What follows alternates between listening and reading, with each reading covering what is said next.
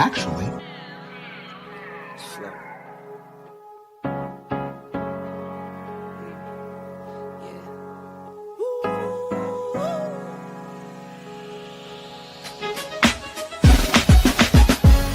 yeah, I'm watching the rise, and I wouldn't say I'm shocked, cause I'm hardly surprised. This one's for the ride, this one's for who knew I'd make it, just needed some time. This one's for my wife, could've left 1,000 times just to by my side. This one's for the grind, I knew it would happen, just had the strength in my mind. It's the Travel OG, and welcome to the Black Manosphere Conclave 5.0.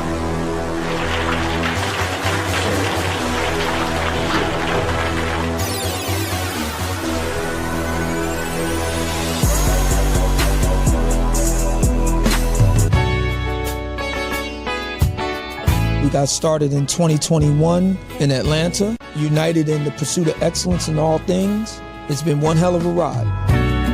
Can I tell you what's on my mind? Cause I've been thinking about it for quite some time. Hey, can you give me a moment to declare my love? Can I tell you what's on my mind? We're now focusing more on opportunities for men, in particular passport bros. Guys who go abroad, they want to have a different lifestyle, they want to have a different achievement abroad. Oh yeah, there's without a doubt the narrative has changed for us greatly. I just finished speaking and having a chance to tell individuals about how to live the American dream outside of America. And I was here to help so many men when it comes to understanding what they need to do in order to relocate. With the political climate, things that are happening worldwide, guess what? Nobody's coming to save us.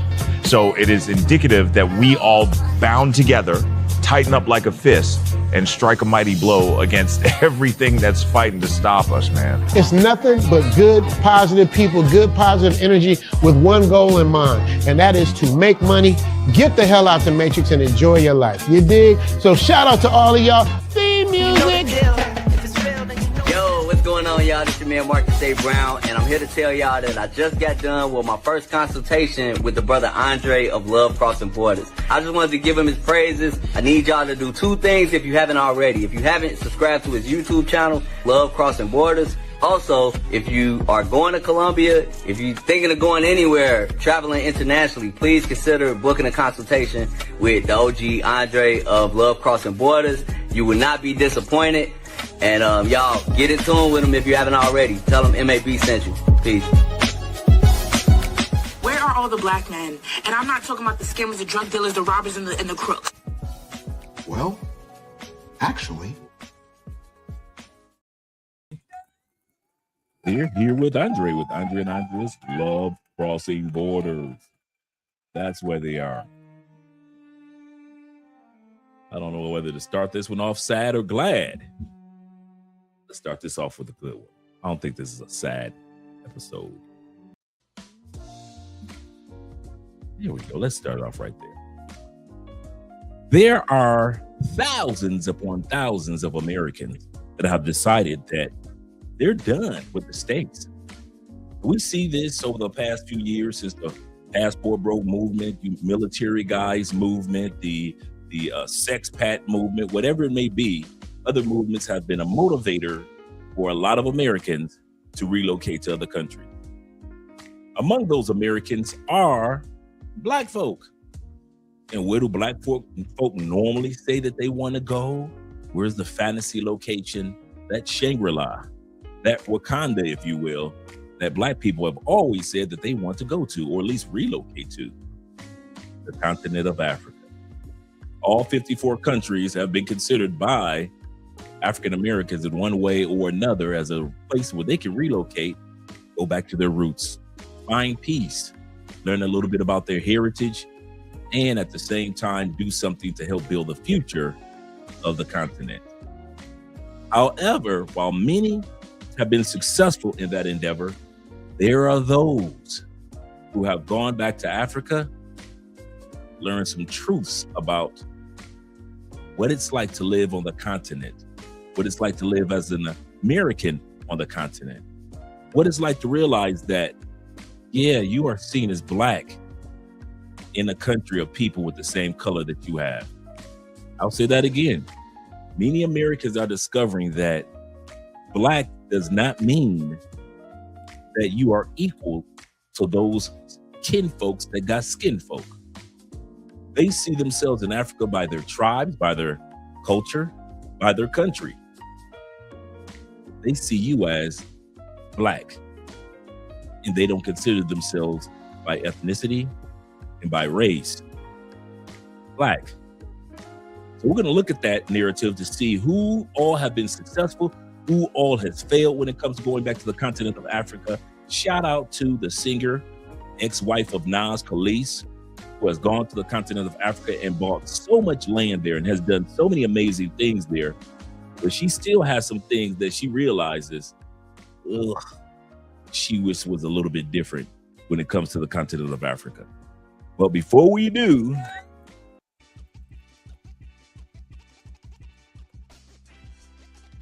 we got some shout outs to give. Shout out to all you guys that were patiently here with your boy Dre. Shout out to all 16 of you guys that are in the building.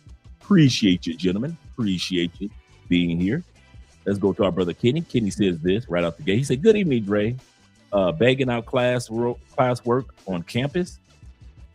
Should we worry about Africa being the new America the American dream? Last time I checked, Africa is very, very expensive. It depends on what country you go to in Africa. Remember, it's 54 countries.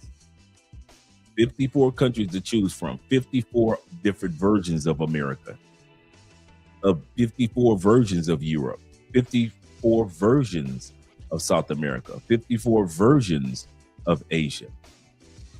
So when we talk about Africa, we cannot clump everybody in the same economic scenario when it comes to cost of living.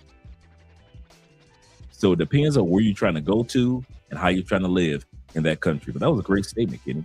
Shout out to my brother David Dice in the building. Appreciate you being here, Dave.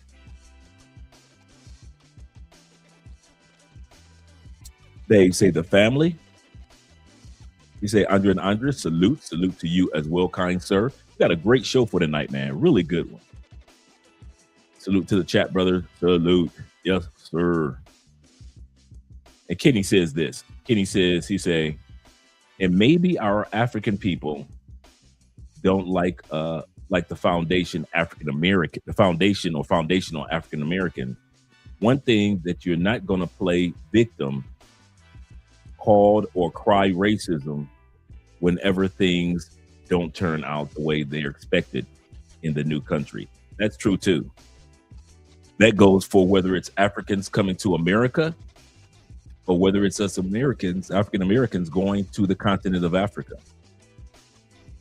There is no perfect scenario. There is no perfect situations. I think on both ends, we make a big mistake when we move to each other's countries with preconceived notions about what we thought should happen to us in that new country. And it doesn't necessarily gel out in the first 6 months to a year. I want to say that again. Quite often, Africans come to America with the preconceived idea of what America is all about. Many succeed, but even in their success, their economic success, they discover things about America that were false compared to the narrative they heard back home. So it is when we go back to Africa, we have this image of Africa, motherland, the mother of all civilization. And we have this Wakandan mindset. And we go to Africa and we realize that African people are just like anybody else, just living day-to-day lives, raising their families. Everybody's not sitting around at night around a bonfire celebrating the ancestors. But in our minds, that's how Africa is. And so we discovered things about the continent that was a false narrative on our part too. So on both ends, I believe that there's some discovery and some acceptance of truth that needs to be had. Shout out to you, David, Kenny, in regards to that. And David says this, he said, I got to be honest. He said, I still visit Africa. He said, but in terms of living in South America, has my heart. I can agree with that. Shout out to 313 Nate in the building. You better back the fuck up out my face, goddammit. I'm from Detroit, Michigan. Don't play with me. Do not play with those Detroit men. You know how they get in public. It says congratulations to Colombia in the FIFA Cup men's soccer. Yes, sir. Moving up to the next level, the top 32 teams in the world.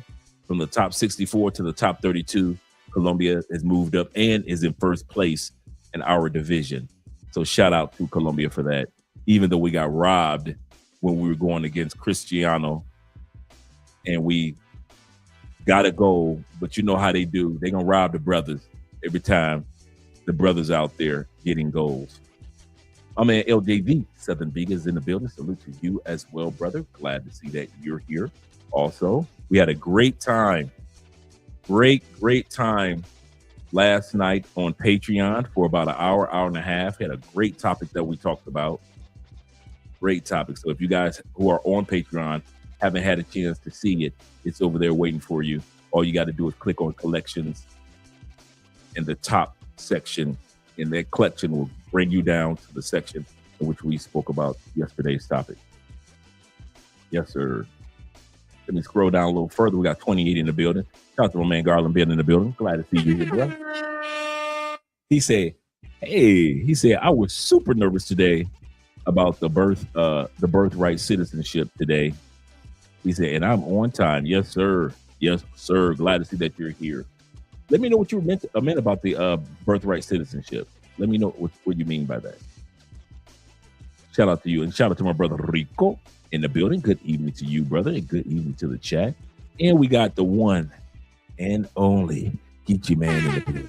Glad to see that you're here, brother. Salute to you as well. Hope you're having a wonderful, wonderful evening, wonderful day. And we got my man Delwyn being in the building. Justin himself. Salute to you, Justin. Glad to see you're here, brother. Yes, sir. And to the chat. Let me scroll down a little further. We got oh man, now this is a whole brand. Bruh, you hurt. Shout out to you guys that are watching from Kick first of all. Shout out to all you guys that are watching from over on Kick. And I might just call you Mertable. I might call you Mertable because at the end of the day, that is a long name and I love it. But it's going to take me a couple of weeks of seeing you on here because we're live every day, brother. And it's going to take me a couple of weeks of seeing you on here to understand how to fully pronounce your name. But shout out to you, brother. I hope that you're here. And it sounds like it might be a lady as well. And if it's a lady, shout out to you being here also. Glad to see that you're here. Glad to see that you're here. And my favorite YouTube name, The African Wolf, is in the building. Glad to see that you're here. Say chat room dogs, what's good? We're having a great evening tonight. We really are, man. Having a great evening tonight. Let me scroll down because we got our brother Elham in the building. Glad to see that you're here. He said those Cape Verde women at the World Cup. Yes, Cape Verde women have gone viral. We are going to be doing a video on the Cape Verde women. Yes, sir, gentlemen. We might do that one this Thursday. This Thursday might be the Cape Verde women video. Just to let you guys know. So yes, they have actually gone viral because guys are realizing that off the coast of the continent of Africa, there's a small little island area and there lies Cape Verde.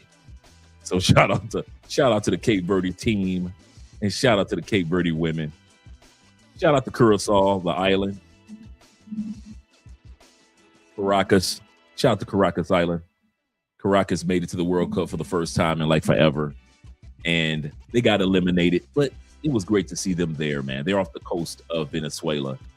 And fortunately, they were very fortunate that earthquake did not hit their island because that's how close that earthquake was to Curacao. So shout out to Curacao. Had a great time there this past winter. Shout out to my brother being in the building. E-Man Perry. He said, Africa is untapped. Yes, it is. Untapped potential, especially when it comes to crypto. That is so true. And shout out to our brother Kofa in the building. Glad to see that you're here. Peace to you as well. Shout out to my brother Tommy, little Tommy being in the building representing. Glad to see that you're here. He says this. He said, what up, family? He said, got to catch you folks on the replay. Shout out to the replay crew in the building. A lot of you guys are busy, but you do step in, let us know that you're watching. And any of you guys, do us a favor, make sure tonight that you leave a comment in the comment section. That helps the channel out tremendously, such as our brother Mom Spaghettios in the building. Salute to you as well, family. Salute to you as well. And we got Crypto Dragon Emperor representing. Yes, sir. Let's go, gents. Hit that like button on your way in. Thank you very much. Yes, sir. We like you. We really do. Make sure that you like us too by hitting that like button. Yes, sir. Yes, sir. He said, I missed the Patreon. He said, I didn't notice until I get back and watch. Yes, every Monday, right around 7 o'clock, 8 o'clock Eastern, we do a Patreon live for about an hour and a half. It was really good. Yesterday's episode. Let me pull up yesterday's episode. What we did yesterday. Let us see. I just go here, click on collections. Let me do a screen share real quick, let you guys see what we have on the Patreon. Glad you guys are having a good night, man. I'm having a really good night. Let's go here with the screen share. And let's go to the Patreon. We'll take a quick look. Just a quick look at what's going on in Patreon. Let me build this up a little bit. Make it larger. Okay. Now we got our girl Khalees. Let me pull this down for a second. I'm going to bring this up. Okay, so this is where we are in the Patreon right now. I'm going to drop the link for you guys to join the Patreon. It's only $5 a month. $5, brothers. $5, 15, 50.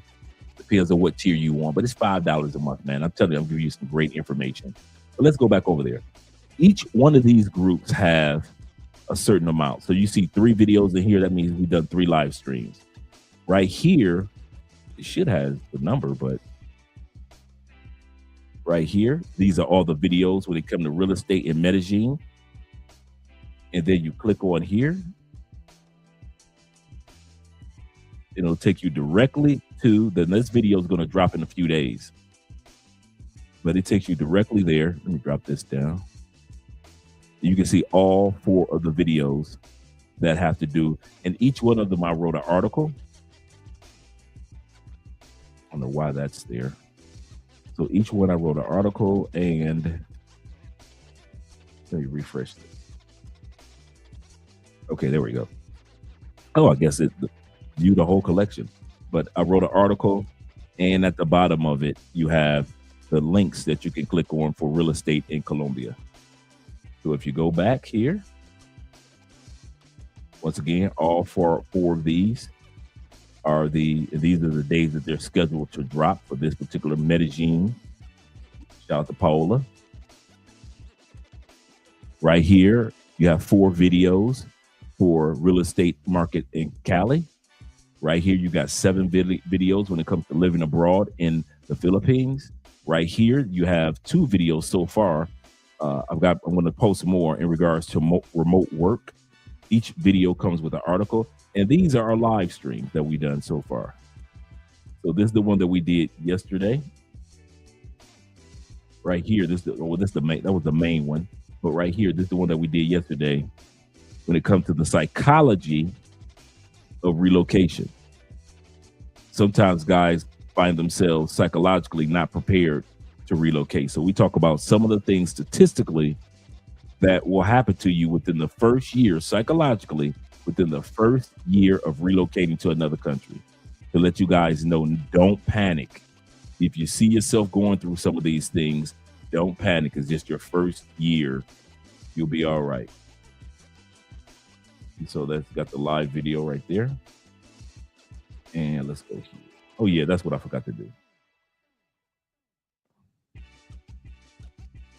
So here we go. This was yesterday's video.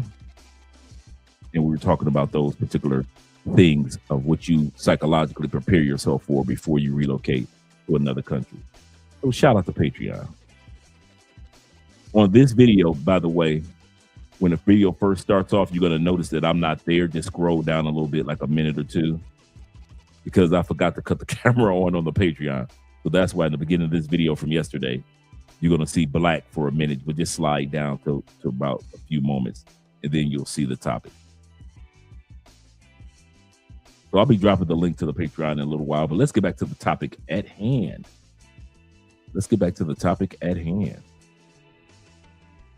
And shout out to my brother being in the building. The 313 boys representing. We in Tampa, 813, Trigger City. Let's get it. Our brother Florida Gator representing. Yes, sir. Yes, sir. Glad to see that you're here. Hope you're having a great day, Gator. Really hope you're having a great, great evening. Shout out to Black Scorpion being in the building as well as Zeta. He said, I watched Brazil and Japan. He said, it was, I heard people cheering all over the place. So you're right. Right. I heard a lot of people cheering all over the place. France destroyed Sweden. I kind of figured that would happen. Today, they didn't stand a chance. Not against France. Not at all, man. Not at all. Shout out to my brother being in the building. Salute to our brother T-Mac over there in Medellin, Colombia. And our brother Bing. Hello to you. Having a great evening, Bing. I'm having a great, great evening. Cannot complain, man. I'm with you guys. So let's get ready to get started with the live stream. Let's change the music over. Let's get started with the live stream. Let us change the music over.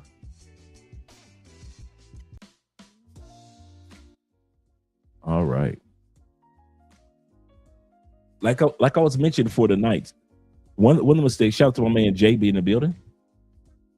Jay Cool being here. One of the mistakes that I see that we as African Americans or Black people and people on the continent of Africa, we're over the last couple of years, it's been a lot of miscommunication. It's been a lot of misinformation. I've noticed that we both have a fantasy about each other's country. Africans have this fantasy about America, which I can understand. Black Americans have a fantasy about Africa. I can understand that. But once we get to each other's countries, we get kind of disappointed once we see the truth of the scenario. Africans don't realize that Americans aren't super, super friendly.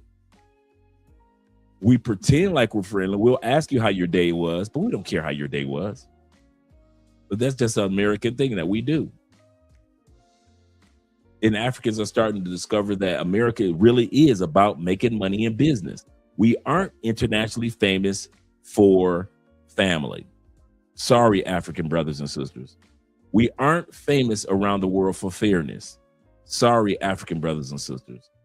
When it comes to freedom or peace or equal rights or how to treat women, America does not rank in the top 20. We've already looked that up before in a global index when it comes to how to treat women.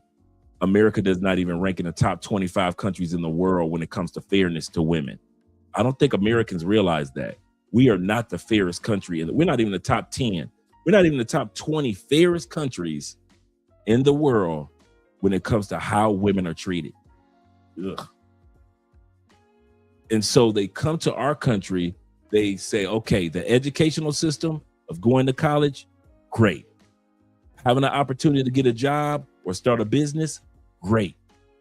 But if I'm not working and I'm not running a business, oh, well, America's not the Shangri-La that I thought it would be. Same thing when it comes to Africa. A lot of us go to Africa and we're looking for Black Panther. We're looking for all type of special herbs. We think we're walking right into a Marvel comic book. We think it's supposed to be like Alex Haley at the end of the movie of the television series Roots, where he went back to Africa and all the Africans were surrounding him and they were dancing around. They were so happy. We, as Black people, all of us seem to think, well, many of us, not all, seem to think there's supposed to be this gigantic celebration of us coming back home to the motherland. But then when you get back to Africa, you find out that they're just regular, everyday people like we are back in the States. Take care of family, take care of homes. They go through ups and downs just like we go through.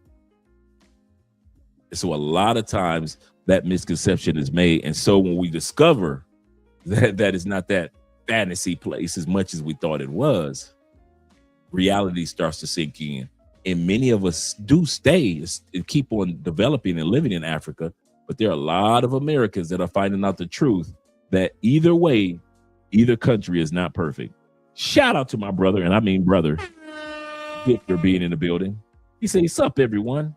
He said, "Let's get those donations in. We appreciate you guys." I forgot to mention that myself. Appreciate you guys donating by way of PayPal, Cash App, Super Chat, as well as Bitcoin. Appreciate you guys for supporting the channel. Every dollar donation. And we will also still, by the way, guys, we delivered the food yesterday. A couple days ago, you guys remember that we'd had a fundraiser on Cash App regarding food that's going to be delivered in Pampers and hygiene products that are going to be delivered to Venezuela. They don't need clothes. They don't need clothes. But when it comes to everything else, food, hygiene, soap, towels, they need all those things. So the monies that you guys have been donated on Cash App has been going towards that. We're going to be doing that for the rest of the week. And so we dropped off the first load of food and Pampers and all type of things. And now we're going to wait a couple of days, build up some more money on Cash App, and Andre's going to go back to the grocery store. And then we're going to go back to, and T-Mac knows where the Marriott is. Victor knows where the Marriott here is in Cali, Colombia as well. And so that's where they're allowing people to drop off the food, is at the Marriott, and they're putting it in boxes and taking it to Venezuela. So if you guys want to donate on the Cash App as well, all that money will go towards the proceeds there in Venezuela. Shout out to you guys. He says, "Salute to Love Crossing Borders." Shout out to Ronan Traveler out there in, good morning to you in the Philippines, man. I got a Philippines episode coming up real soon. I want you to be a part of, brother. Yes, sir. And Corporal ST and all you guys that are watching from Andre's channel, shout out to all you guys over there. Appreciate you, gentlemen. Appreciate you that are watching from Andre's channel. Glad to see you guys are here.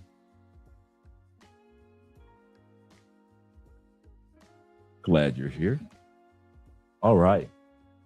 Shout out to Geechee Man over there on Andre's channel as well. And E-Man Perry says this. Let me make sure I didn't miss anybody. E-Man Perry says, "Yep, a lot of them come here because and become bums." Bums. Corporal ST says this. He says, "Tell the truth, Dre. We are looking for the Blackest Panther." I know, right?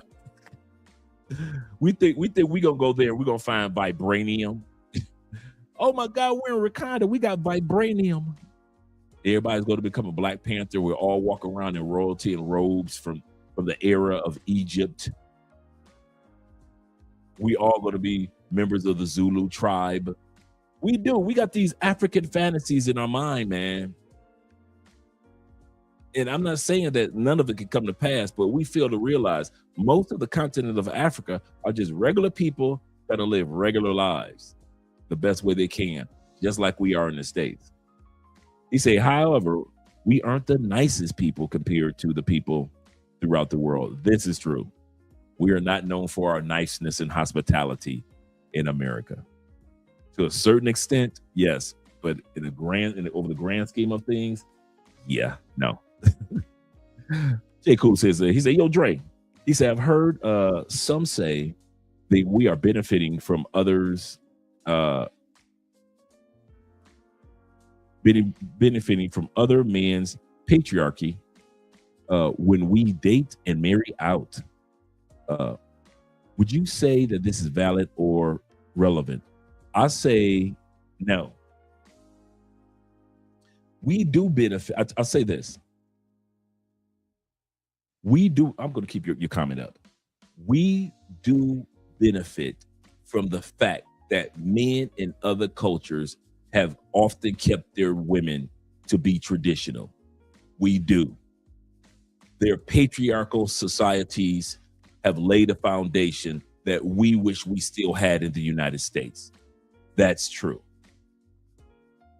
But when it comes to it, when it comes to benefiting, we only benefit because it's already there. We don't influence that at all. I give you a perfect example. Some of you guys can attest to this. I didn't have to come here and show Andrea how to be fit, feminine, friendly, supportive, submissive. She's like that with her dad, her brother, her cousins. She is, if you guys come over, she's going to make you guys a drink or anything to drink. If you guys come over, she's going to make you guys a plate of food. I didn't have to instill those things in her. That's how the culture is here. And in many countries, the Philippines, Thailand, parts of Africa, it is in parts of Eastern Europe, it is the women are just traditional, and we do benefit off of that. Yes, we do. We are not going to sit up here and pretend like we are not benefiting off the hard work of thousands of years of these men keeping their women on a straight and narrow path. Yes, we do benefit because their women look gorgeous.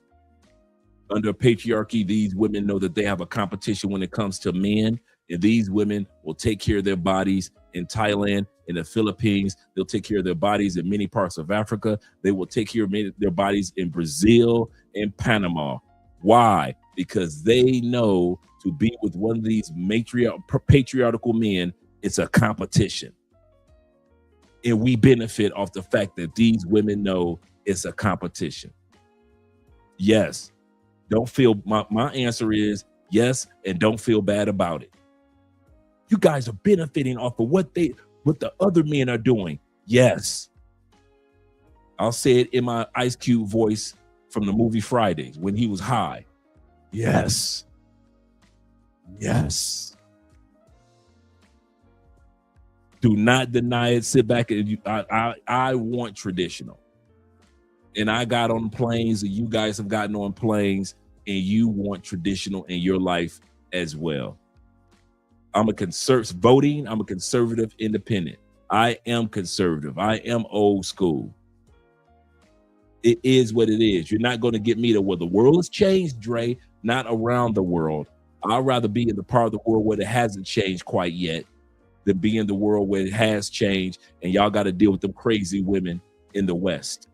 Whether it be Western Europe, whether it be the United States, whether it be Canada, give me a plane ticket any day before I have to deal with some of those ladies. And I didn't say all ladies, but some of those ladies and laws in the West.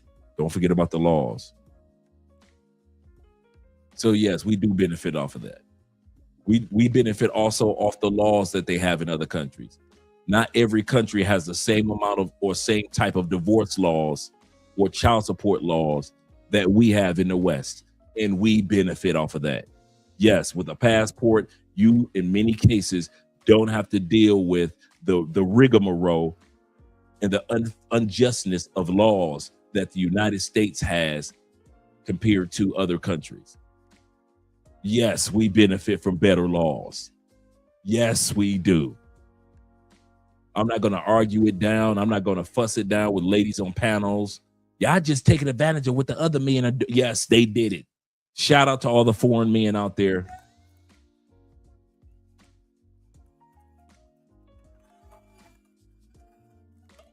Shout out to every foreign man in every foreign land that laid a foundation to where when we land in your country, there are still traditional, submissive, supportive, fit, feminine, friendly women that know how to smile, women with good hygiene, women that got good pH balance.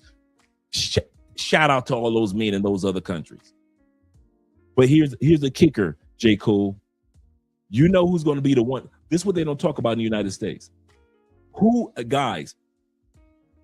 the ones that introduce us to the women in their countries that are traditional like this?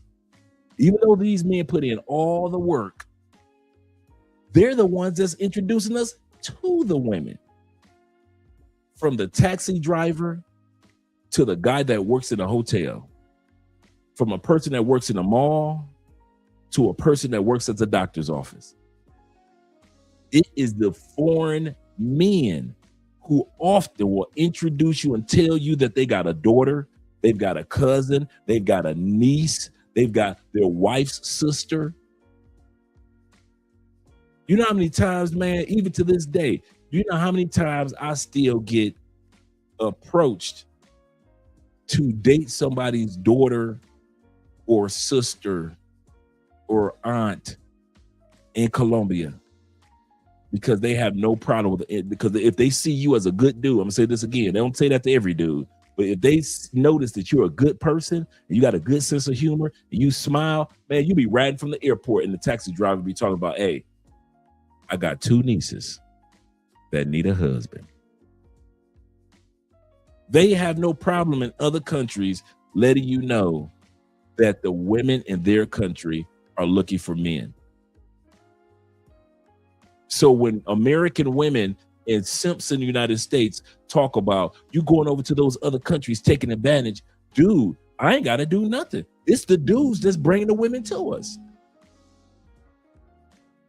It's the guys that's bringing the women to us. But they don't want to talk about that part. They don't want to talk about that part. Shout out to my brother 40 in the building. Hope everything's going great with you, 40, man. I was thinking about you the other day. Hope everything is going great with you, brother. He say, Africa can be the new America, just like other countries around the world. The key has always been doing the homework and looking at the reality. I like that second part you said. I like both. Doing your homework when it comes to going to Africa and looking at it through, take off the rose-colored glasses. Look at Africa for what it actually is, whatever part you're going to be in. Because we as Black people in America, we have these rose-colored glasses about Africa. We think everybody riding on, Lamborghinis or a lion. You see what I'm saying? We think of Princess Zamunda. We think everybody got a lion's mane coming across their shoulder with rubies and diamonds for the eyes. Come on, man. Everybody. The more I travel, the more the song by Digital Underground holds true. All around the world, the same song. Digital Underground, who gave us the hit, the Humpty Hump, they were 100% correct. As you go around the world, you notice it's all around the world the same song. People are people are people. And so no matter where you got to go, you got to vet. No matter where you go, you have to do your research, and you do have to take the rose-colored glasses off for every country. He's correct. He said, and not the fantasy of where you move to. Yeah, absolutely correct. Don't put these countries on fantasy island. Absolutely correct. He said, yeah, most countries are traditional. Once you get out here in the real world, shout out to Charles B in the building. Once you get out here in the real world, you're absolutely correct. Elham says our women are not traditional because of government assistance and laws. That's true. They don't have to be anymore. You do have a group of trad wives out there, but it's not the norm. You got women that'll say, I still cook. Yeah, you do, but it's not the norm. I still do this for my man. Yeah, you do, but it's not the norm. It's not the norm. And like I said, let's say every woman or most women in the United States were traditional. Y'all know my theory always. The laws. Your woman can be traditional for 60 years of marriage.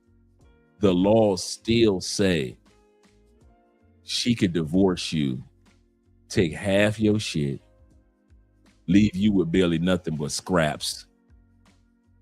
And those are the laws. She could take the house. She could go down and file a restraining order on you. And both of y'all are in your 80s. I'll say this again. You both are in your 80s. And the way that the law is set up, she could still go downtown, file a false restraining order on your old tail, get you kicked out of your own house in your 80s. These are the laws. Take you to court, get the house, get a portion of your Social Security, a portion of the investments, and 50% of everything else, and leave you high and dry in your 80s. Why? Because that's the way that the laws are set up in the states. And each state, yes, does have different laws, but most states kind of jail and blend the same way. That's the part that you're going to hear me fuss about. I don't care nothing about the ladies. The ladies in the United States could change and become the most fit, feminine women you have ever seen, but the laws are still in their purses. The laws are still in your woman purse. That's why I'm never impressed when I hear guys talk about, we've been married 17 years. We've been married 23 years. You know, we've been married almost 29 years. I don't care. 36% of all divorces happen after the age of 50 years old. So I don't care how long y'all been together, y'all in y'all 40s. And I don't care.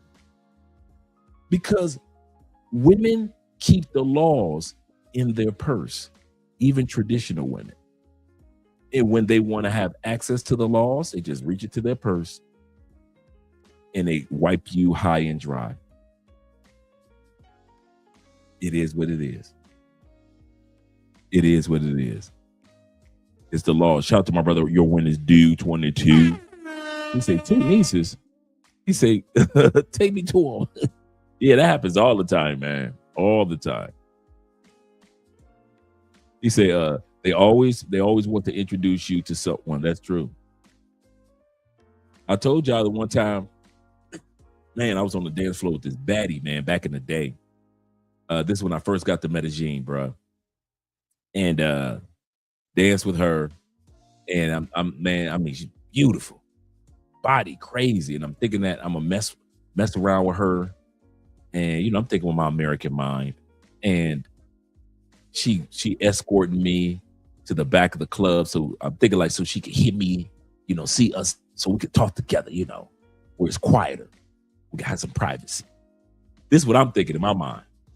And as she's escorting me with her hand, I'm just looking at that behind just sway, and thick thighs, beautiful legs and heels. I'm looking like, wow, I'm about to get busy. And she had a face card, everything. And I kid you not, we walked to the back of the club where her sister was sitting alone. And she dropped my hand in her sister lap. And her sister face card was better than hers with the dimples. Her sister stood up, her body, you could tell they were sisters, bruh. Her body was better than her sister.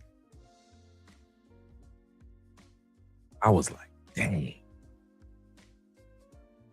Now, the one I was with was in her early 30s, the one I originally danced with, but she introduced me to a sister who was in her later 30s. But they both could have been the same age. I mean, she was bad. Spent the whole night dancing with the sister. Kid you not, smashed the sister for about 6 months going back and forth whenever I went back to Medellin. I forget the name of the company that she worked for, the sister worked for. But she was she worked for a debt collection agency. And so she was one of the managers. So she was on the management team. But her sister was bad. I mean, her sister was bad. Freak. Oh my God. Good times, good time. Freaky, freaky, freaky. When certain females are freaky, you could tell that they ain't had no sex in a long time. That was the older sister. When I was smashing it, bro, you could tell that ain't nobody been hitting it. She was just on the wild side, like, oh, thing. I remember one time she was riding and she the first time she got on top riding, it was almost like she sighed, like, oh. Like she just sighed, just the relief of having sex. Like, oh my God, this feels so good to be enjoying a man. That's how her sister was. So when I tell you people introduce people to people in Colombia, it is so true. That has happened to me a couple times of people introducing me to people. Yep. A few times. Really good people down here. Really good people down here. He said, I haven't met one Colombian woman that wasn't trying to introduce me to someone they knew. Absolutely correct. Shout out to Jerron being in the building. Shout out to you. So when it comes to Africa, once we said it depends on what you're looking for. Let's get ready to get started with tonight's video. Tonight's video.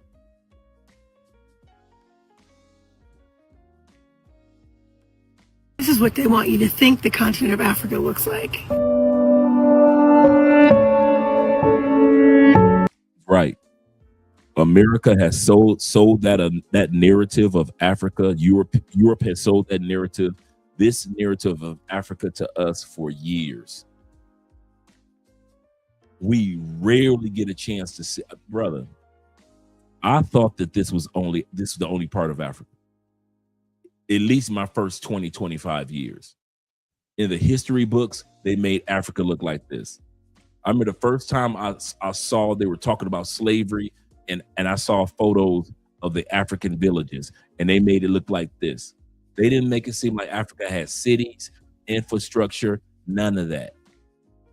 They made it seem like all 54 countries looked just like this, and it had zebras and rhinos walking around in the neighborhood. It took it to my adulthood to discover what Africa really looked like. But this is what it's really like. Damn. Yo, Khalees Milkshakes has took her a long way with her fine self. Look at her, just aging so juicifully. But these days, Khalees has been on a whole different journey living her life. Now, this is what I call the soft life. Freedom, plenty of land to build off of, enjoying the natural resources. She's figured it out in the second half of her life. Khalees has moved her whole family to Kenya and has been living there full time for the past year and a half. And so far, she's loving it. She's been farming, has acres of land with animals on it, and has plans on building a resort on the land she bought, which makes total sense. Cause I'm Liberian, a country from west side of Africa, and a lot of my family are doing this same exact business model, which is buying land and flipping it into resorts and such, which is becoming very, very common these days in Africa, as they are trying to modernize it and bring more tourists. So I 100% see her vision, and it's gonna pay off big time. On her Earn Your Leisure episode, she breaks all this down, and you can hear how passionate she is while talking about it, as she has learned and soaked up so much information and explains in details of her journey moving to Kenya. It seems so far-fetched, like I can't just pick up my whole life and just go, I've got kids, I did school, like all this stuff. Then it came into like, well, now I gotta bring my kids, right, because we don't know how long we're gonna be gone for. We figured a month at first, and I was like, well, I need a nanny, because I have my nanny. Then I was like, well, let's just bring my mom. Then as my mom's gonna go crazy, I need to bring my auntie. So then I brought my mom and my auntie so they could stay with the kids. And then me and my sister were gonna travel around. I was like, yo, well, we need to film this. It became this whole, and it was just this whole thing, and ended up being what was a month. We packed for a month. My staff at home, I was like, this is a month, I'll be back. No, don't forget, Khalees had a couple of hits out. Khalees, man, if you go to Khalees's Instagram, bruh, Khalees never stopped touring. She never stopped making her own money. I agree with you that a lot of that money came from, child support and divorce with Nas. I got you. She got a nice little grip from that divorce with Nas. But I'm telling you, she also never stopped, man. She never stopped touring. I thought that she did. I thought that she was like, hey, I'm making this Nas money. I'm good. Let him tour. That's what I thought it was. But she still was out there, man. Yep. Yeah, in the old white man's money. That's true too. I give you guys that one. Yes, she did. But hey, at least she doing something. I'll say this about Khalees. Let me put it like this. At least she's doing more with the money than the average female that divorces a dude. You ain't gonna find the average female that divorces a dude out here buying land everywhere she goes. Khalees owns a bunch of acres in California, and now she owns buku acres in Africa. Most women, they take your money after divorce. She buying Birkin bags. She going on cruises. She spoiling the new dude with your money. At least Khalees is doing something that can impact generations with the Nas money and the white dude's money. I give her credit for that one. And for her age, she's still looking good. She's still looking good. So shout out to Khalees. I'll rent a house in Zanzibar. That way I know my kids will be happy. They'll be at the beach. My mom and my auntie will be fine. Post them up there. And then that way I can start to travel. So that's where we started. So they spent like my family spent like the first month really in Zanzibar. And then as I started traveling around, it was just, I was like, well, I need to bring them too. I was like, and then we got to Kenya. I was like, Kenya's got something. I was like, so then after a month, like a month and a half, I brought them here to Kenya. And then I kept traveling around. So that's really, and then the next thing you know, it was like 6 months later. And I was like, well, I'm here. I need a place. Like, I was spending all this money, renting stuff. And I was like, this is dumb. So then that's how it really just like I ended up here. It was never like the grand plan. It just sort of like. Cause when I started seeing her in Africa all the time, I thought she was just visiting. But nope, her mom, her aunt, her kids, sister, and many more of her family are living and enjoying Kenya to the fullest. Besides her farm and property she plans on building, she's also associated with Feed the People, which honors the Black Panthers free breakfast program by donating a percentage of every item sold to feeding the children in Africa. So every merchandise and shirts they sell, a portion of that goes to feed. So yeah, at the end of the day, we might not like how things worked out with how she worked out our boy, did our boy Nas, but she dang sure doing a lot better than a lot of chicks that have ran through a man's money. She out there getting it in. So I can't be mad at her. Feeding all these beautiful kids. Man, that's a blessing. Khalees is out here doing the Lord's work and looking sexy as hell in the process. I mean, look at her. Her milkshakes are overflowing, but it's good to see her still looking beautiful as ever. And since being in Kenya, she has also ventured into other businesses like her skincare collection called Bounty in Full, which helps to rejuvenate your skin. True, her skincare is off the train too. She making that I did know. I did a lot of homework on Khalees while I was doing this episode. And her skincare beauty line, she making bank. She took that money with Nas and she flipped it. I ain't gonna lie to you. To be able to go to Africa and buy hundreds of acres of land, to have hundreds of acres of land in California, to have a skincare line. She also is building retreats for glamping. So people that want to go camping on her land, they can do that. And she's hired a lot of people, a lot of staff members from the continent. So she's helping people find jobs. She's feeding the kids. I mean, what more can you ask from an ex-wife? And she's still looking good. Yeah, I ain't mad at her. You can see how she's looking. She also came out with a children's book called 7 Wonders of Africa, which details the beauties she has seen since traveling all over the continent into a digestible kids book, so they can also experience what she has been seeing. Yo, Khalees is putting in the work in the motherland, and it's beautiful to see. But she's one of the ones helping to push the message about investing in Africa and how beautiful it is, as many celebrities are now going to Africa for various of reasons. Ja Rule has invested and opened a school in Ghana to help with the overcrowding of classrooms and better facilities. Ludacris, whose wife is from Gabon, has now gotten his dual citizenship there and plans to build property and businesses among other things. Meek Mill has expressed interest in getting property in Ghana. It's been rumored by Dave Chappelle that Jay-Z has a house in Ghana, along with many other celebrities now tracing back their heritage and wanting to invest in the motherland, which will help Africa to get richer as a continent, because the American celebrity spotlight that they're giving the country will go a long way. So it's beautiful to see, as Khalees is one of the first ones that's jumped in and committed 100% to moving her family to Kenya while maintaining her farm in Kenya and California, and also planning on building resorts. I can't wait till it's all done. It's gonna look beautiful.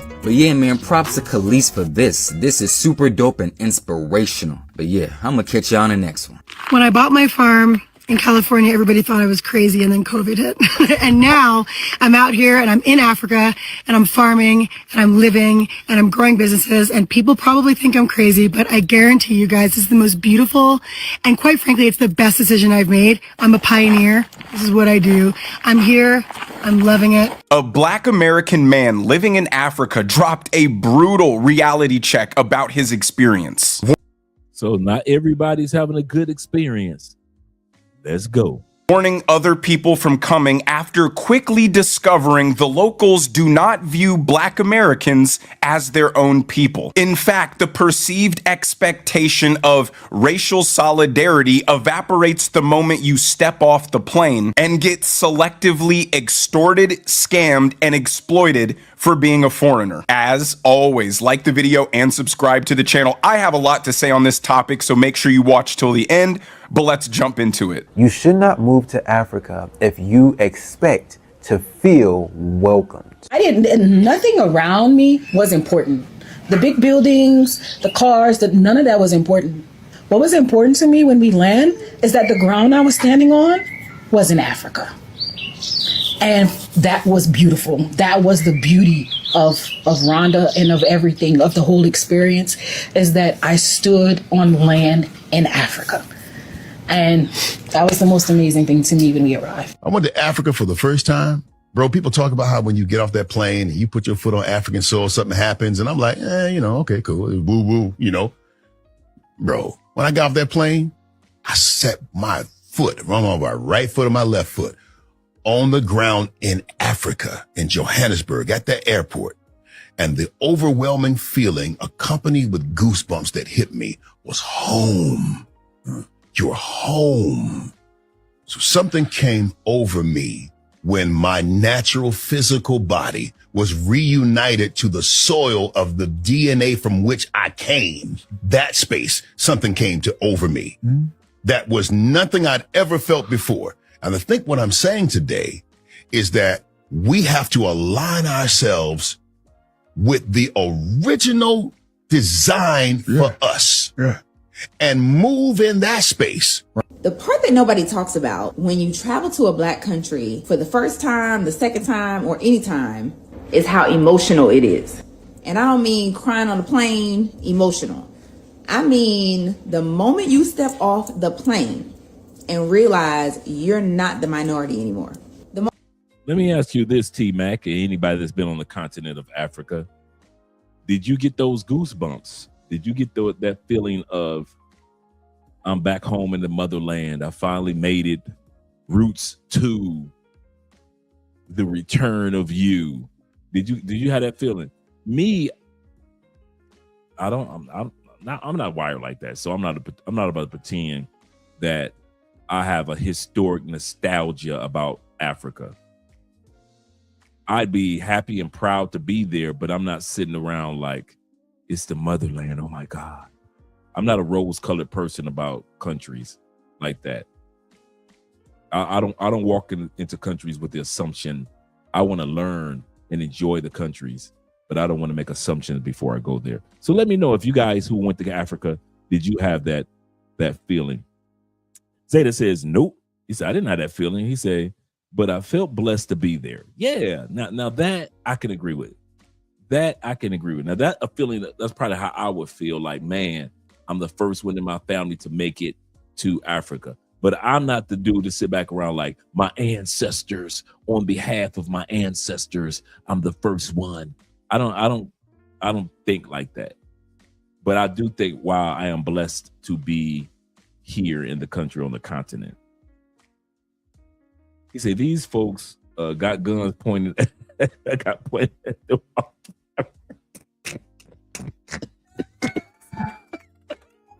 Oh shit. They say big ups. They say big ups, Africa or else. I know, right? I know. Oh man, you brothers are funny. Shout out to Jay Anderson, the great, once again in the building. Let's continue on. The moment you're walking around the store and you realize nobody's following you around the store. The moment you realize you've been holding attention in your body your whole life that you didn't even know was there, and all of a sudden it's gone. That's what people don't tell you. It's a vacation and a release. I have watched and I have been a woman standing on the beaches in Ghana and crying, right? Not because something bad happened, but because I finally felt right.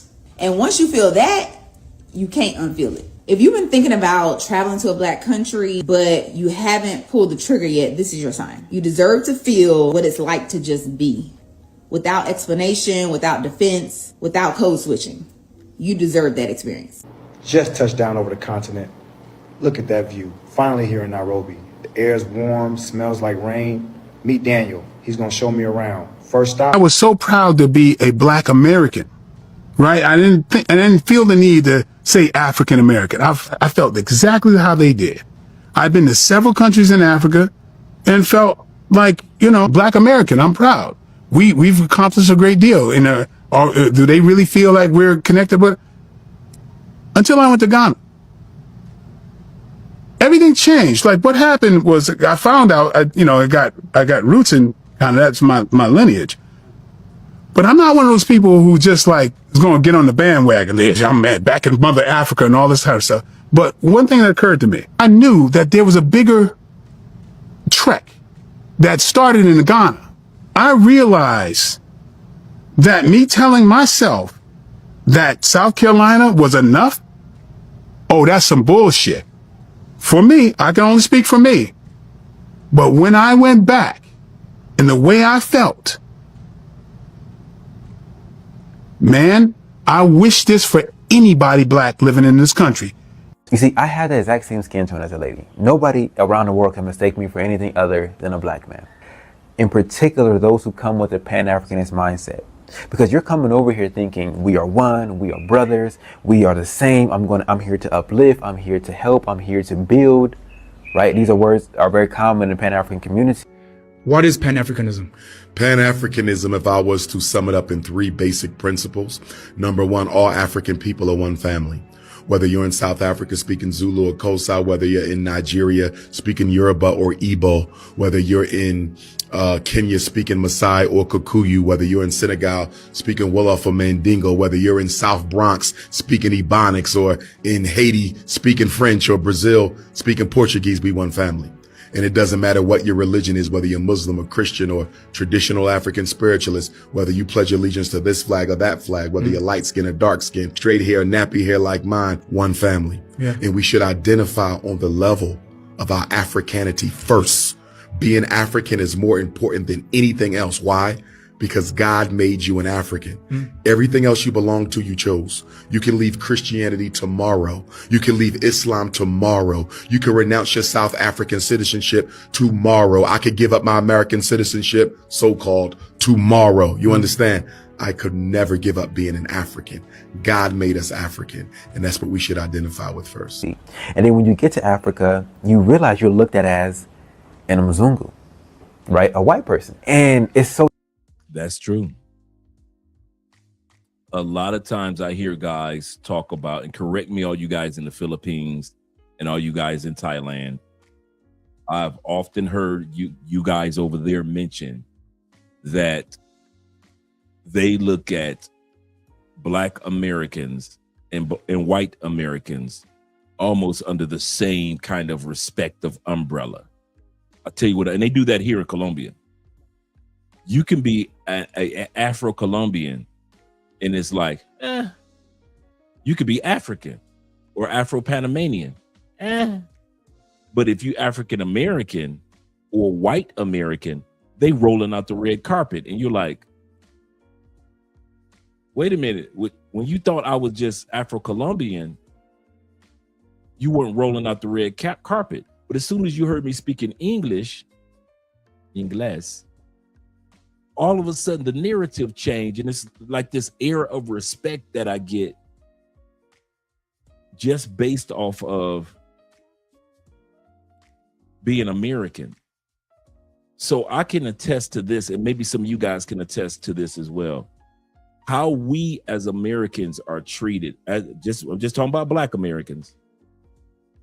We are treated with a little bit more respect than our African counterparts when it comes to other other people. Like when I was in Europe, I didn't feel the pressure and the bigotry that the Africans were feeling that I was seeing when they were in France. I'm seeing Africans in France, and I could feel the energy in the air completely different than me being an African American in France. I was treated a little different, and I could tell. I didn't say it was fair. I just said I could just tell that it was different. So maybe let me know, guys, in the comment if you felt, that when you're in certain countries that you get treated with the same respect as just being an American compared to our African counterparts. You know what I'm saying? He said, I would like to see some of the beauties of the land of Africa and the potential. I'm like that too. That's how I am. He said, I would like to see, okay, we just looked at that one as well. He said, when I landed in Ethiopia, he said, I was treated as an American. He said, that's how they judge me and my behavior. But I felt the peace and energy of the culture. I agree with that. Like I can get it to this day. I can just walk into an elevator and all of a sudden I haven't said a word. I'll just have a regular polo shirt on, nothing with designs on it. I'm not dressing like I'm a foreigner. When somebody speaks to me, all of a sudden they want to practice their English on me. I know I don't look Afro-Colombian.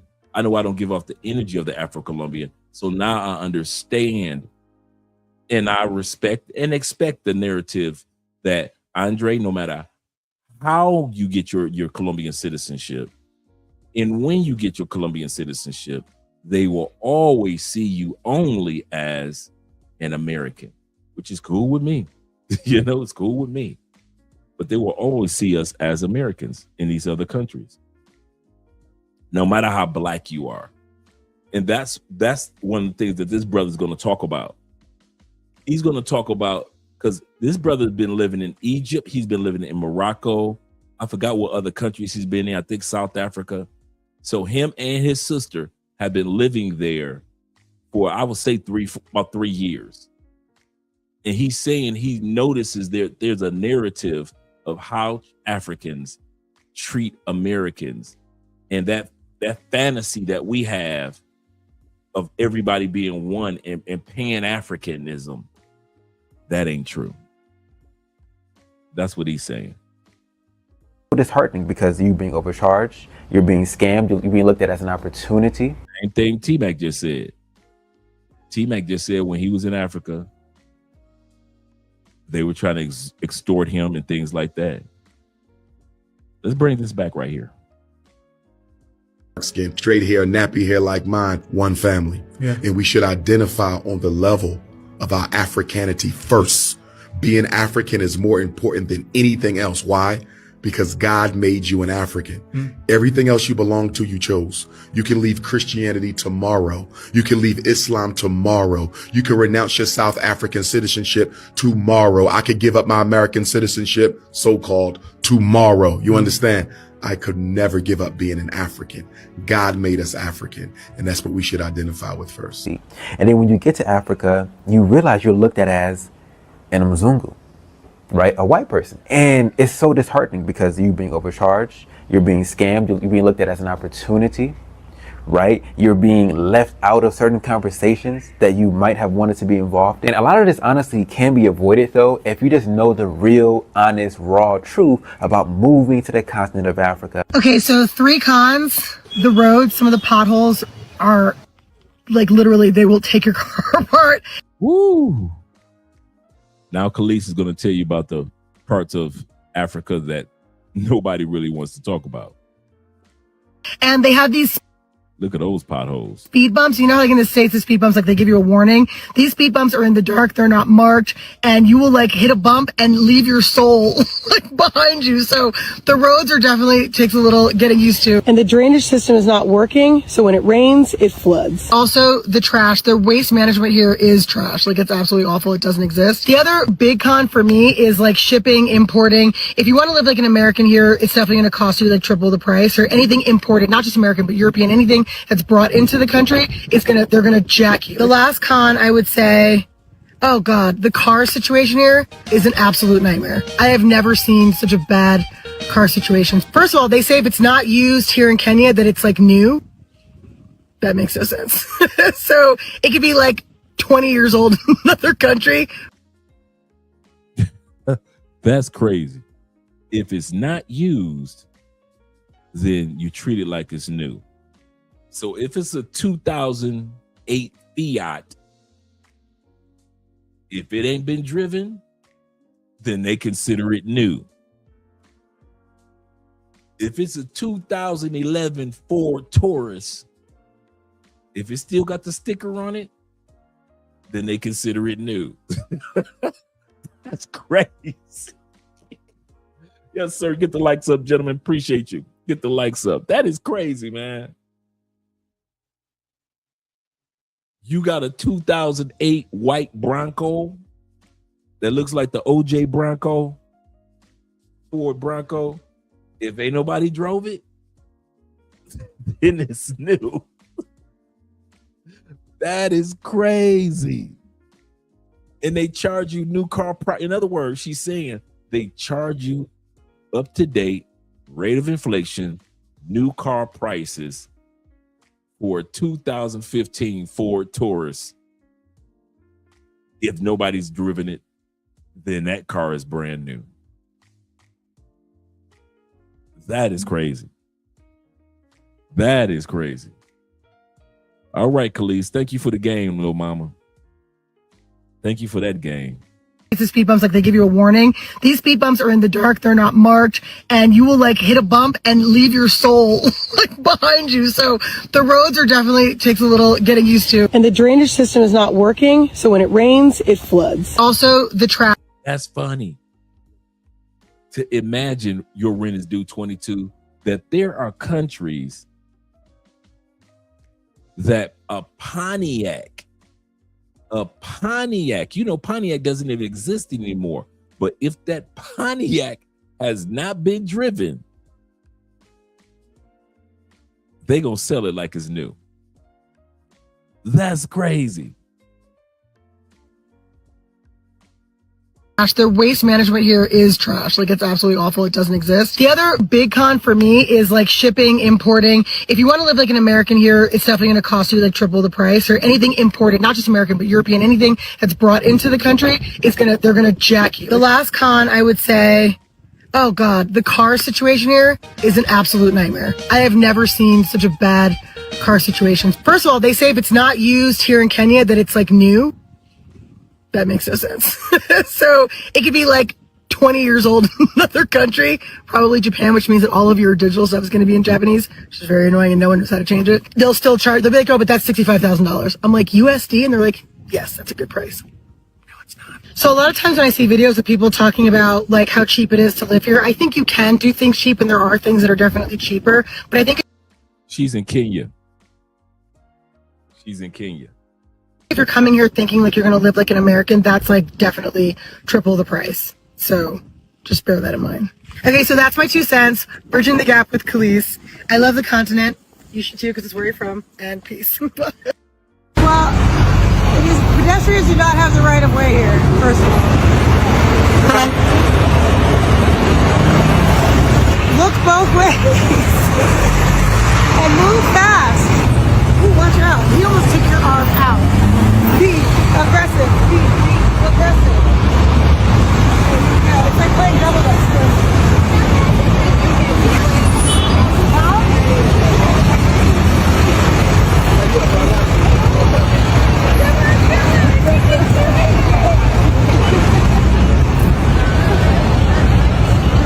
So therein lies the problem with the Black American perspective. Black Americans view communal solidarity to be skin deep. Because slaves were brought from all over West Africa and lumped into the category of black, the black experience has always been, if we share the same skin color, we're part of the same group, we're part of the same class, and we share the same common struggle. And that skin deep perspective of cultural connection is wrongly projected onto the people of Africa. Never ever. I've never ever claimed to be no damn Pan-Africanist at all. Never.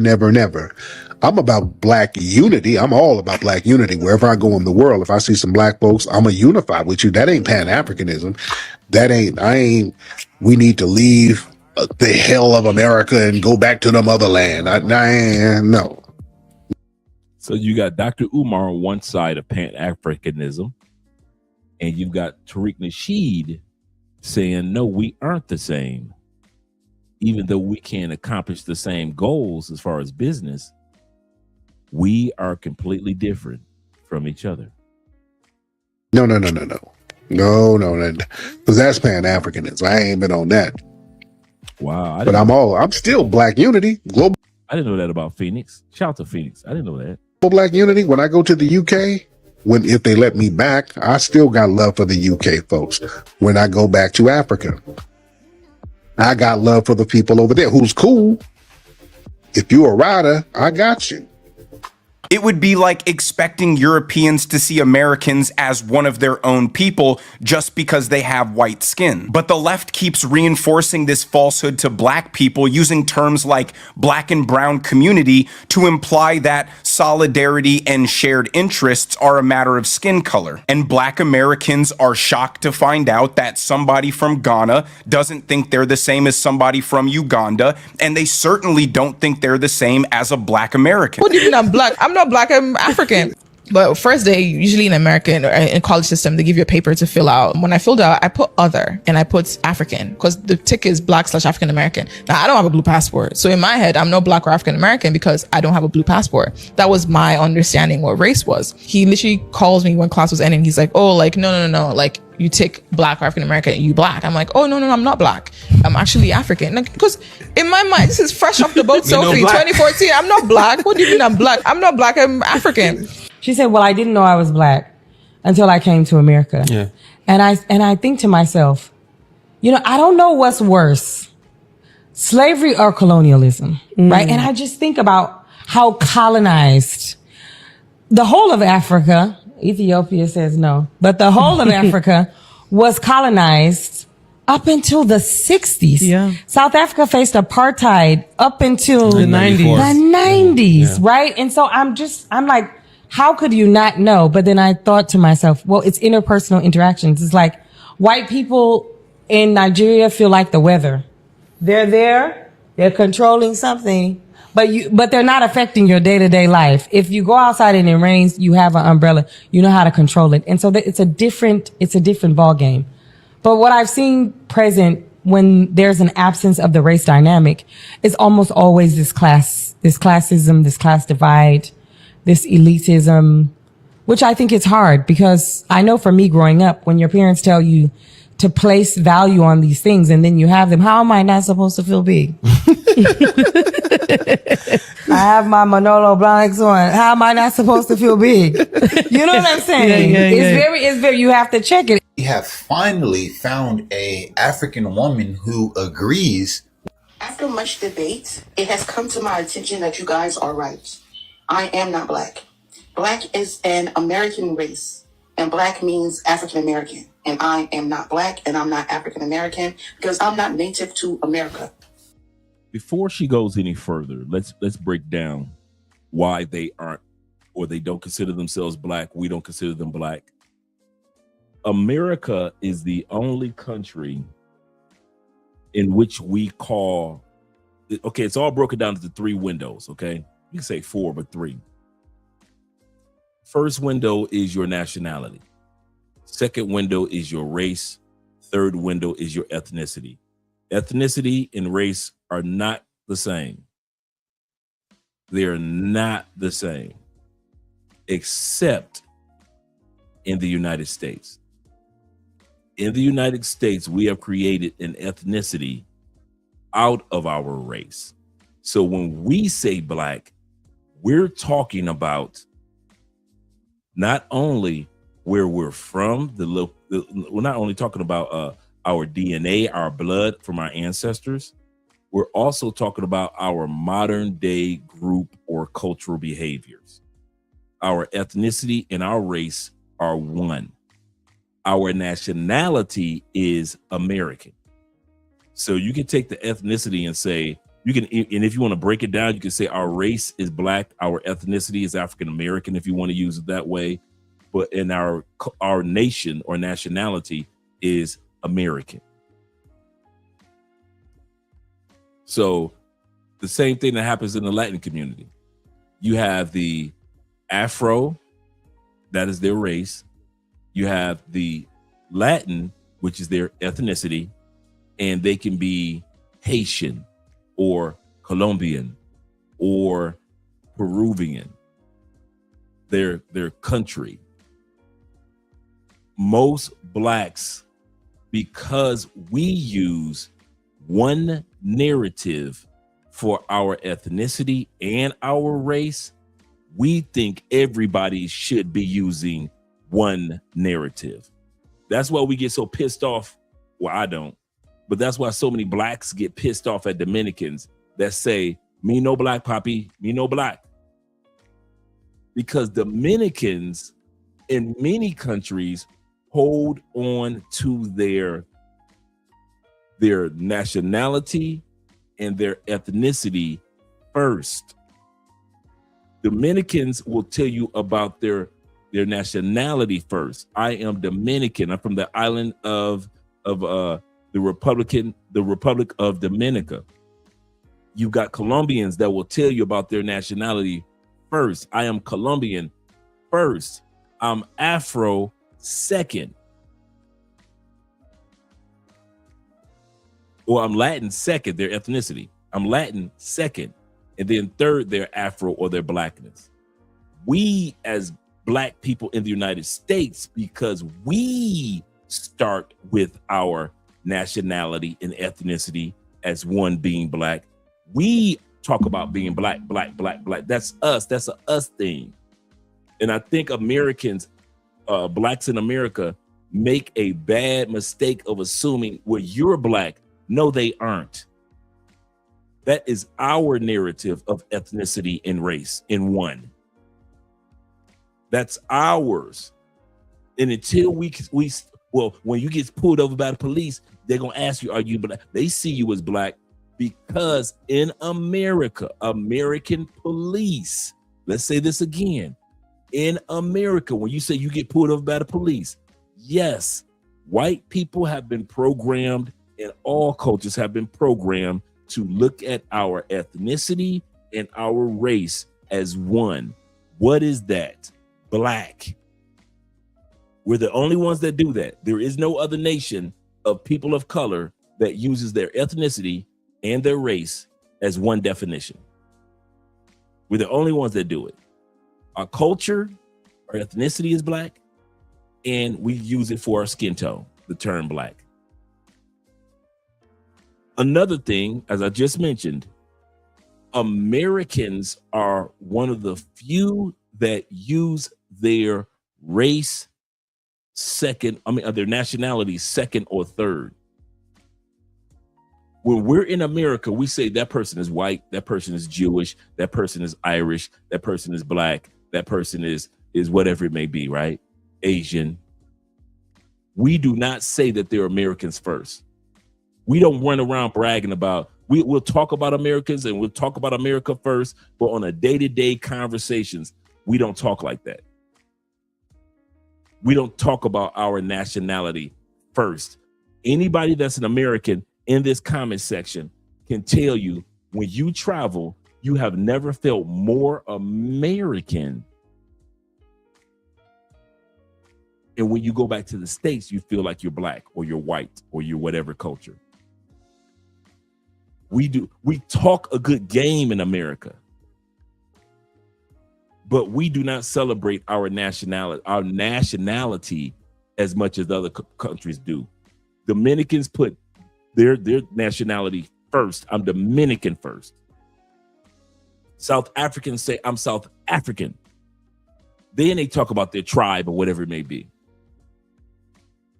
Colombians, they don't care if they light-skinned Colombia, black Colombia. They are Colombians first. Doesn't matter if they're white Colombian. Doesn't matter if they're machisto. Doesn't matter if they are mulatto. Doesn't matter. They are Colombian first. Their country comes first. Brazilian, their country comes first. Being the Afro part comes second. In America, it's flipped. Your race and ethnicity comes first, and your nationality comes third. And we talk about whiteness and blackness and Jewishness and all that, and the races far more than we talk about that we're all Americans. Far more. And so that's why so many Americans, when we leave America, we are almost flabbergasted when people talk to us and put our nationality first and our blackness and our ethnicity second and third. We are blown away. Hey, that's the American.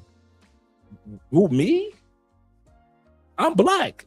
Yeah, but you're American. But I'm black. Yeah, sure, but you're American. But I'm black like y'all. Bruh, you will not like us. You're American.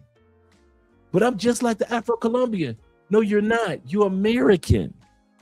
And that just blows our mind. It just blows our mind that everywhere we go, people see us as Americans first and not see our race first.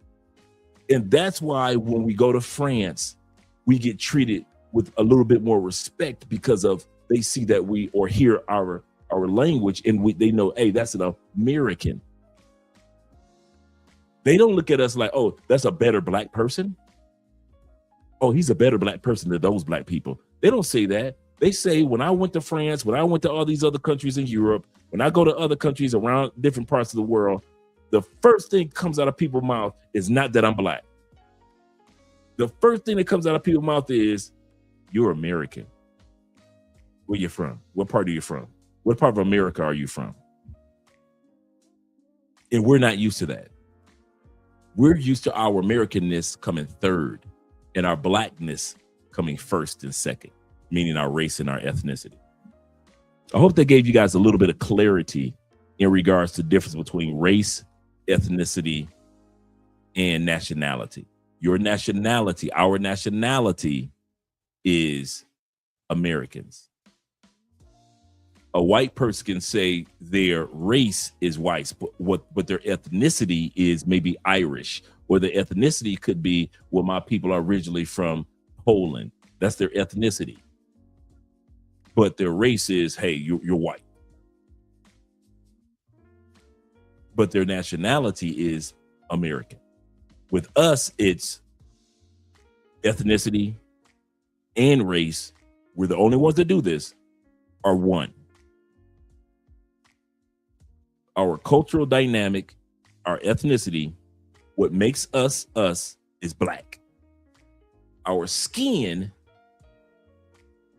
by modern definition, is black. We put both of those together as one. No other country does that. No other culture does that. We're the only ones that put black as a nationality and black as a race. And then, of course, we're American by way of nationality. We're the only ones that do that. And we always, as Americans, I don't know why Americans do that. We got all our flags and we celebrate. But at the end of the day, we do not treat each other like Americans. We treat each other by our race. We just do. Most cultures do that. But at the end of the day, they celebrate their nationality first. Brazilians celebrate their nationality as Brazilians first. Then the racial separations happen secondly, and the ethnicities separation, the ethnic separations happen. But as far as Colombians do the same thing. Doesn't matter if you talk to a white Colombian, black Colombian, they all gonna say the same thing. I am Colombian.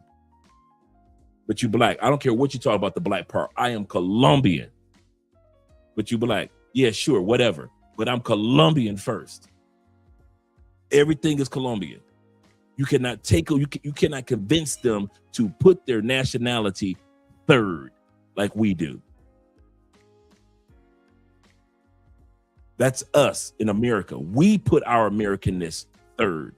And that's why the only time for all you guys that have not, like I'm going to say this again, for all you guys that have not traveled outside the United States, and I mean truly travel, you don't know what I just said. For the guys and the ladies that have traveled outside the United States, you know exactly what I'm talking about. You are treated more American than you ever have in your life. People do not walk around talk about your blackness as much as they talk about your Americanness. You are American, American, American, American, American, American, American, American, American, American, American, American, American. Nobody's running around talking about you're black, oh, he's black, oh, he's black, oh, he's black. Look at him, he's black. There's the black guy.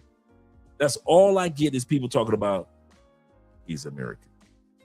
When I'm in the, like I said earlier, when I'm in the elevator and I'm by myself and I haven't said anything to anybody, instead of saying buenos dias or buenas noches or buenas tardes, they'll say good morning, good afternoon. They're trying to practice their English. How's your day going? Why? Because I'm black? They got plenty of black people here. They see that I'm American first, even though and it's kind of saddens me about this because other countries see me as an American first. But the moment I go back to America, I'm treated like I'm black first. And Taylor Made Dream said this. Before we go back to the video, Taylor Made Dream said this, and I can say this too. And I've always felt this, and I don't know about some of you guys. It feels good to not be reminded of your blackness all day long. It does. I like being known for my nationality also. I won't lie. I love being known as an American. I love America. If this is the first time I've ever been treated like an American, never in America. In America, I get treated like I'm a black person. Nobody talks to me like I'm an American. Nobody questions me like I'm an American. Nobody treats me like I'm an American like when I'm in America. When I'm in America, I get treated like I'm black all day long. My race and ethnicity comes first. All day long. Black people remind me that I'm black. White people remind me that I'm black. Asian people remind me that I'm black. The court system, the school system, the judicial system, everybody, which is the courts, everybody, my job, everybody reminds me all day long in the United States. You're black, you're black, you're blackity black. The music, the clothing, the this, the that. Everybody want to be like black people, black, blah, blah, blah, which I love. But it is overwhelming because I'm just as, guys, if we always talk about our ancestors died for America. Well, how come we can't celebrate our Americanness just as much as we celebrate our blackness? We don't. Only time we talk about our Americanness, 4th of July, or if we're talking about something that has to do with politics versus those immigrants. Get rid of those immigrants. I'm a black American. My people are here. So when it comes to going against somebody else, we'll talk about our Americanness. But just on a regular daily basis, no, black people are not treated like they're Americans in America. You are treated like you're a black person in America. White people are not treated like Americans in America. You are treated like a white person in America. Asian people are not treated like Americans in America. They are treated like Asian people first, Americans third. That's the travesty that just hurts my heart so much. Because when I left the United States, all of a sudden, from out of nowhere, I'm finally American. I'm red, white, and blue through and through. People want to talk to me like I'm an American, ask questions of me like I'm an American, glance at me, look at me. converse with me, everything about me says that is an American. The black part comes second. The black that says my ethnicity and my race comes second. That's why when they look at an Afro-Colombian and then they look at me, I'm different from him. That's why when we were in Barcelona, they looked at me different from when you saw a brother from Africa that was an immigrant in Spain. Soon as they saw me, like, oh, he's different. Let's not talk to him like that. But as for these Africans over here, it was very disrespectful how they treated them. But as long as I was seen as American, it made my blackness different from his blackness. But in America, we actually make the mistake of thinking because we put blackness first with our ethnicity and our race, and we put our nationality third, we think like Dr. Umar that everybody that's black or everybody falls up under the umbrella of blackness. That's not true. When Dominicans say, I am not black first, they're correct. When Africans say, I didn't know I was black because I am up under the umbrella of my ethnicity, my nationality first as an African, or they were under their ethnicity second, and then race is so far down the line that they don't even think about the concept of it the way that we do. And then we will get mad at other countries for not saying that they're black. Like wait a minute, we all black.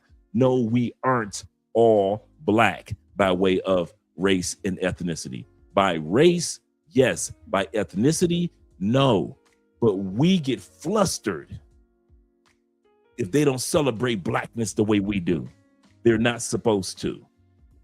Come to peace with other countries around the world that celebrate their nationalities first, their ethnicity second, then their race third. Whereas we are race first, ethnicity second, and nationality comes third. Show a little grace for people that don't think like we do in America. If they say they aren't black, technically, they're right. They're right. Because if they get pulled over by the police in another country, they are not looking at them for their color only. They're looking at them as that is a Nigerian. That is those Ethiopians. You ever notice when they complain about people in other countries, they do not complain about them. They don't say all these black people are invading Italy. No.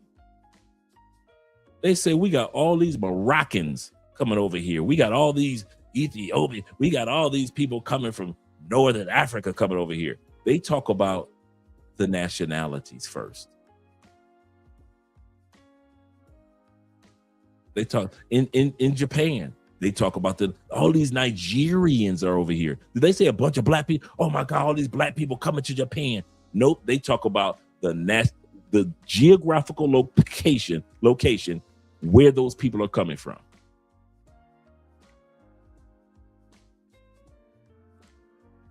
We talk about race first. We consider black first. Until we understand that concept, we'll still be scratching the back of our heads like, why aren't they black? What do they mean? They got the same skin color. What do you mean they're not black? We're all black. No, that's not how they see it. And they'll never see it like that. And you can't check. And I'll say this again. How we think about race, ethnicity, and nationality is completely different from most of the world. So what I'm saying is, yes, America, how we think about race, nationality, and ethnicity is an anomaly. It is not the norm. Most countries think about their nationality first. The Japanese know that there are subsets of their ethnicity, but they're going to talk about Japan first and Japan always. China knows that there are thousands of subsets of their ethnicity, and they know that their race is Asian, but they know one thing: they are China first and Chinese always. That's not us in America. America, I'm white first and I'm white always. I'm black first, I'm black always. I'm Asian first, I'm Asian always. We talk about race. We treat our nationality as if it's the third place. And most of the world don't think like that. Most of the world does not think like that. When you come out to these countries, guys, I'm telling you, if you ever want to be a proud American, I'm going to end with this, because this is what my main point in saying everything was. If you ever want to be a proud American, leave America. And I mean that from the bottom of my heart. If you ever wanted to be a proud American, leave America. If you want to just be around the world, be just reminded all the time that you are American, don't leave America. Because no matter how many flags we wave back home, we do not respect the fact that we all are red, white, and blue. We do not respect that at all. We'll do it every once in a while. 9/11, Pearl Harbor. Then we want to respect America first. And then it just goes back to being American, becomes third.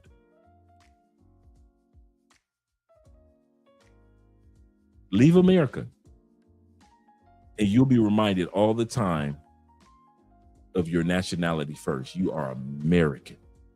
You are red, white, and blue. But as long as you're in America, you will not understand anything that I just said. Shout out to all you guys. I hope that made a little sense. Shout out to my brother Donald, said it made sense. Appreciate you gentlemen being here. He said it is a difference, unfortunately. Absolutely correct. And yes, it is about economy at the end of the day. Of course, chase the dollar. There's always a dollar behind a reason. He said, Dre, we do that because people have been brainwashed over 50 to 75 years that race means more than nationality. That is absolutely true in the United States. We do value our race, whether it be because of Jim Crow, whether it be through the Reformation age, post-slavery, in other words, whether it was during slavery. Either way, we worship race. We make money off of race. Race is our number one complaint in the United States. There is no other. Economies come, economies go. It goes up and down. But the one thing that's consistent about America, our racism towards each other, our bigotry towards each other. Why? All Americans are programmed. All Americans are programmed to put your nationality third. Your race and your ethnicity comes before your nationality. That's why we're such a racist country. We do not put our nationality first, ever. White people do not put their nationality first. They put their whiteness first. Black people do not put their nationality first. We have been programmed to put our blackness first. Latin people do not put their nationality first in America. That's why Latin people in their home country act completely different than Latin people who are living in America. We are told to put our race and our ethnicity first. Then if something happens, all of a sudden we all Americans. But when you leave America, your nationality is first. Why do you think when we go to London, they ask, where you from? I'm from the United States. No. Where are your people originally? What nation, what nationality are your people originally? What's your nationality? I'm American. That's my nationality. Yeah, I get that. You're from America. But before your people were in America, they were somewhere else, right? What's your nationality? Everybody else puts your nation or your nationality first. That's why they scratch their heads when all you talk about is being black all the time. And they're like, why does this person keep harping on being black? You're American. But yeah, but I'm a black American. Okay, cool, that's cool, but you're still American first. And we can't fathom the thought of somebody looking at us as black second and Americans first. Because we think, let's be honest, we think that only white people get the right to be considered Americans first. Second in line is our military. So if it ain't a white person, or if it's not a person of the military, why would somebody dare to call a black person an American first? Because we've never heard it. We're not used to it. I'll say this again. Military, yes. White people, yes. The rest of us putting our nationality, in our minds, we think white people do that. But for us, as Latinos, as blacks, as Germans or slash American Asians, I'm American first. To some of y'all, while I'm saying it, it doesn't even sound right. I want to say this again. As you're listening to me, it doesn't even sound right for you to say that you're American first. You're so programmed to say that you're black first, and the world should see you as black first, your race and ethnicity, because they see your skin. You can't fathom the thought that somebody actually sees you as an American first. That's crazy. That's asinine. But that's how the real world works. The real world works where your nationality is first in the real world, Americans. In the real world, your ethnicity comes second. Are you Italian? Are you from the Congo? You know, are Congolese? Are you Haitian? Are you speaking Creole? Are you Creole? Are you Dominican first in your Latina second or Latino second? What is it? Are you Dominican in your Afro second and your Latino third? What is it? The rest of the world thinks like that. Only in America, we're programmed to flip it and think about our race, our ethnicity first, and then our nationality. He said, peace and blessings to the fellas. Shout out to you. He said, I beg to differ. Latin America seems to me, seems to you, as being black. If I'm 20 feet away, I become American from 6 feet away.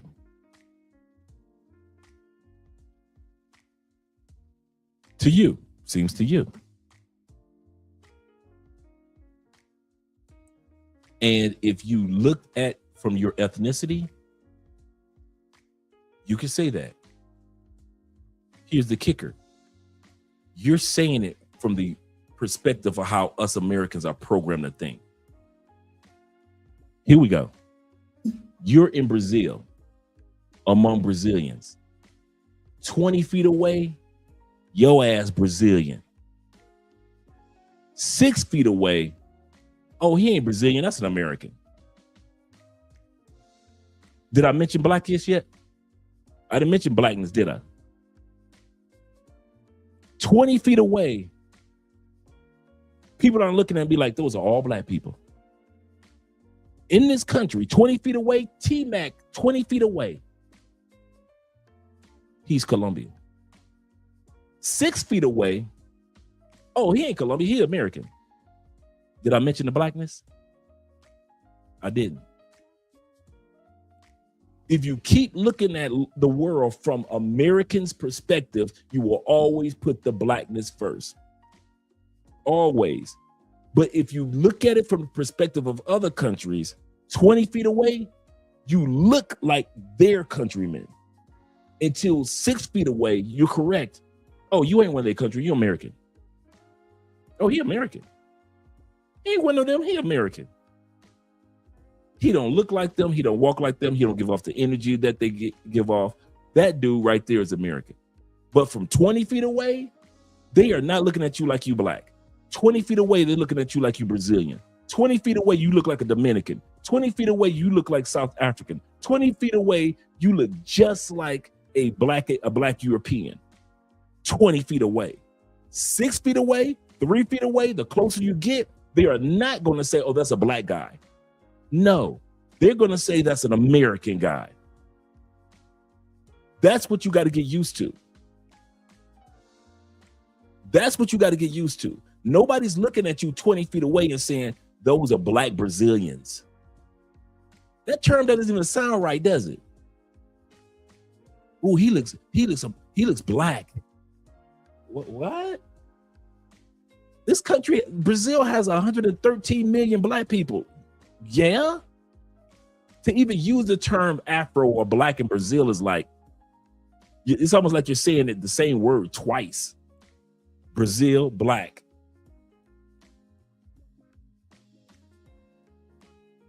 When they see you in a crowd of Brazilians, they are not looking like, look at all those black people over there. They're standing together, all those blackies. No. They see you and they say, hey, there's a crowd of Brazilians over there. And the closer they get to the crowd, now they can differentiate. All those people over there are Brazilian, but your ass is American. You ain't Brazilian. You American. Did I mention race yet? I didn't. That's an American thing to put race first. That is an American thing to put race first.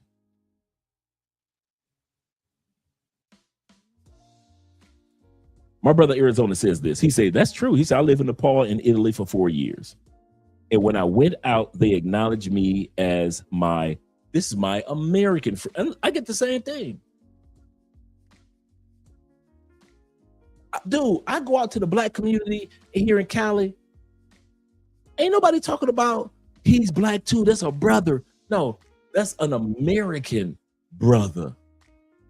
I get the brother moniker, but I get the American part first. Hey, that's an American brother. That's an American sister. And from far away, we all look alike. Colombian. From far away, we all look like Colombian.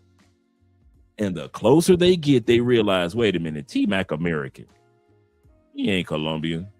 Will is Victor. Wait a minute. Them dude, I thought those was a bunch of Colombians standing together. Those just a bunch of Americans standing around talking. I didn't mention race, did I? In most parts of the world, nobody's starting with race first. That's an American concept, to think about race first. To think about race first. Shout out to Black Cleaner in the building. He says, so colorism doesn't exist or doesn't play a part from a distance? No. Nobody's sitting around saying that that person is this particular we treat this person this particular way because of their color. Colorism does exist, and racism does exist in all the countries. So I'm not saying that. I'm saying that most countries don't start judging a person with the narrative of race first. Nobody's sitting around. If I walk out tonight, nobody's going to be sitting around saying, hey, that's a black guy walking down the street. What he must be dangerous because he's black walking down the street. They're going to assume that I'm just another Afro-Colombian walking down the street. The closer they get to me, oh, he's from the States. That's an American. From my facial structure to my height to my build, everything about me says American. My energy, my swag, how I walk down the street, everything about me says American. To most blacks in America, everything that I just said, it just blows your mind. You cannot escape the understanding of your race does not come first around the world. Nobody's looking at your race first. Once they get closer up on you, once they can differentiate.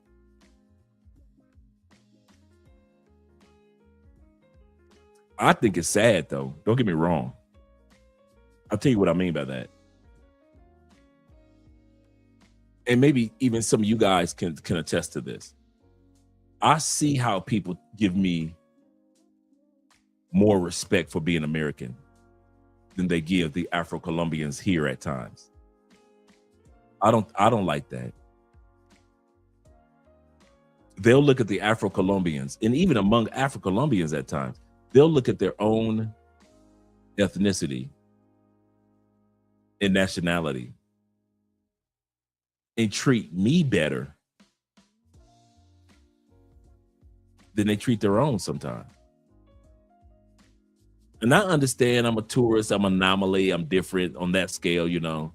Well, in my case, I'm an immigrant, but I still think it ain't fair. I was once in a taxi with Andrea, and I got in the taxi. The guy was from the Middle East. Andrea had gotten in the backseat. He turned, he knew Andrea was Latina. And he looked at me, he said, "Are you Brazilian?" And you know me, I'm ready to say something slick like, if I'm Brazilian, why the hell am I speaking English? And I was like, nah, bro, I'm from the States. He proceeded to complain about the African immigrants, the Afro-Colombian immigrants, the Brazilian immigrants, anything that anybody was coming from another country infiltrating Spain. He was just rambling. Me and Andre were just trying to go to point A to point B. We was not trying to hear none of that. But because I was American, he felt that I could relate to his plight more than I could understand the plight of my fellow Africans, Afro-Colombians, Afro-Brazilians. In other words, this guy saw my nationality as a step above my Nigerian brothers. Now, I didn't. And that's happened to me plenty of times. That I could be in a scenario that they could look at me, oh, that's just another black. Oh, wait a minute, that's not another black guy. That's an American. It is not, that's an American black guy. No, that's an American. And all of a sudden I start getting respect and I get the best table and I get better treatment just because I'm American. But then I see the people that actually lived in this country don't even get the same treatment that I get. So I think that's unfair. And that happens all the time. And I know some of you guys can actually attest to what I'm talking about. They won't, sometimes you can get a taxi that others can't get that taxi. You can get that waiter that others can't get that waiter.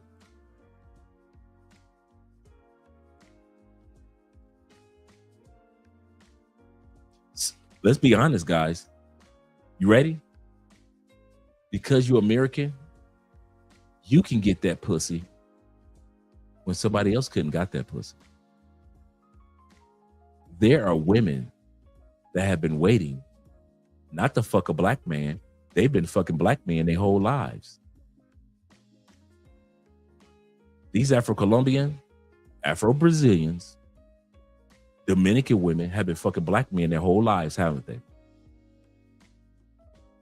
Have they been fucking black American men their whole lives? Some of you guys got the pussy. You thought it's because I was black and she was black. I personally know that there are times I got the pussy just because I was American. The black part was a bonus. The waiting to get some American dick was what she wanted. Plenty of you guys don't realize that. You've had women that have given you sex, black women in other countries that have sexed you, that have fallen for you, that have been having sex with black men their whole lives in their home country. What was the difference with you since everybody's black and it doesn't matter? What's the difference with you? You American. So you gonna get the extra stroke 2,000. She gonna give you the Hashitashi booty thrust back 3,000. To where the men in her home country, she gonna give him some good sex, but she gonna give you some spectacular sex. She get a chance to have sex with an American.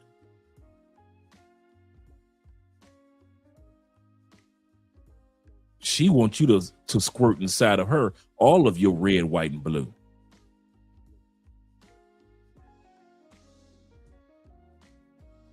Don't act like other countries don't look at you American first. Yes, there's colorism everywhere. Yes, there's biasness, bigotry, racism everywhere. But I can say I don't experience the same level of racism that the Afro-Colombian does, just because once they take a second glance, they see I'm American. And if you think that you don't have that American shield protecting you from a lot of the bullshit that other blacks from other countries deal with, you're lying to yourself. Being a black American is a bonus in many countries, bruh. It ain't fair, it ain't right, but it is what it is. Doors will open for you being an American, not just black, but being an American that wouldn't open up for that other brother. He black too.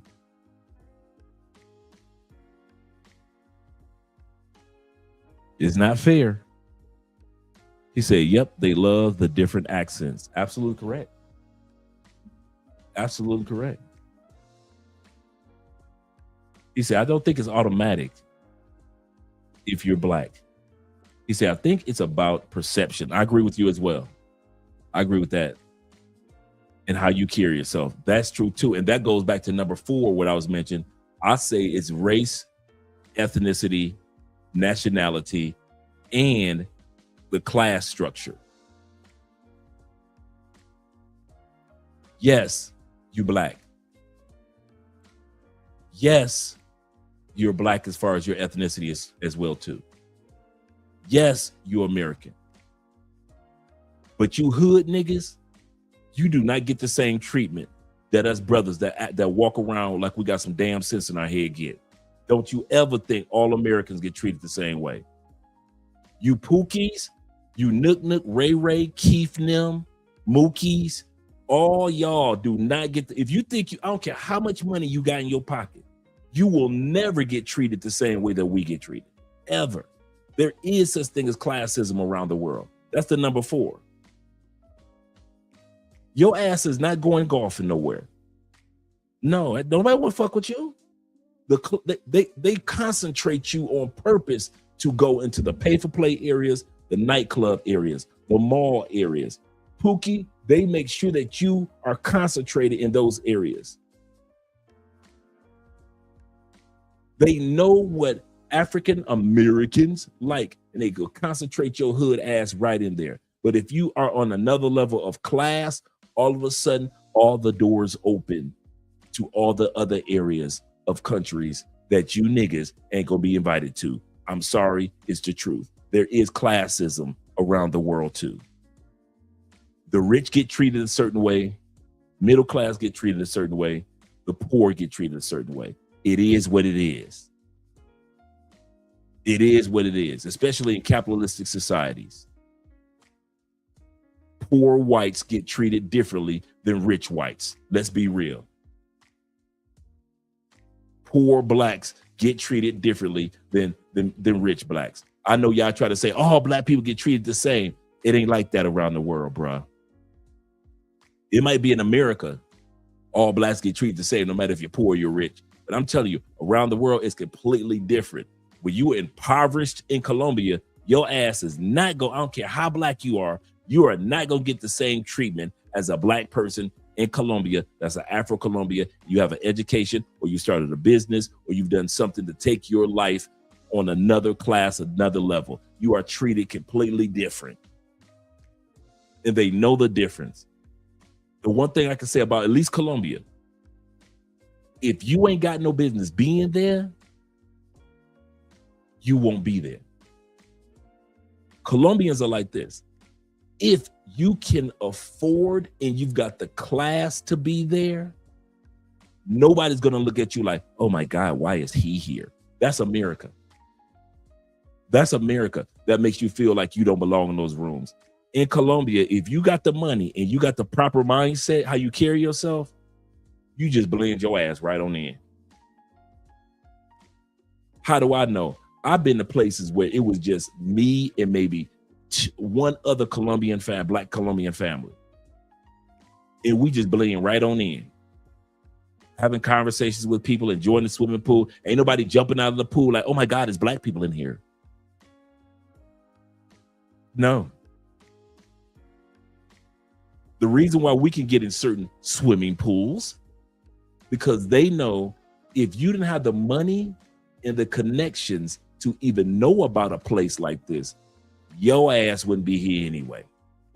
That's why they concentrate you Pookies and you Ray Rays to certain areas, because they know you niggas gonna always be in those certain areas no matter what country you go to.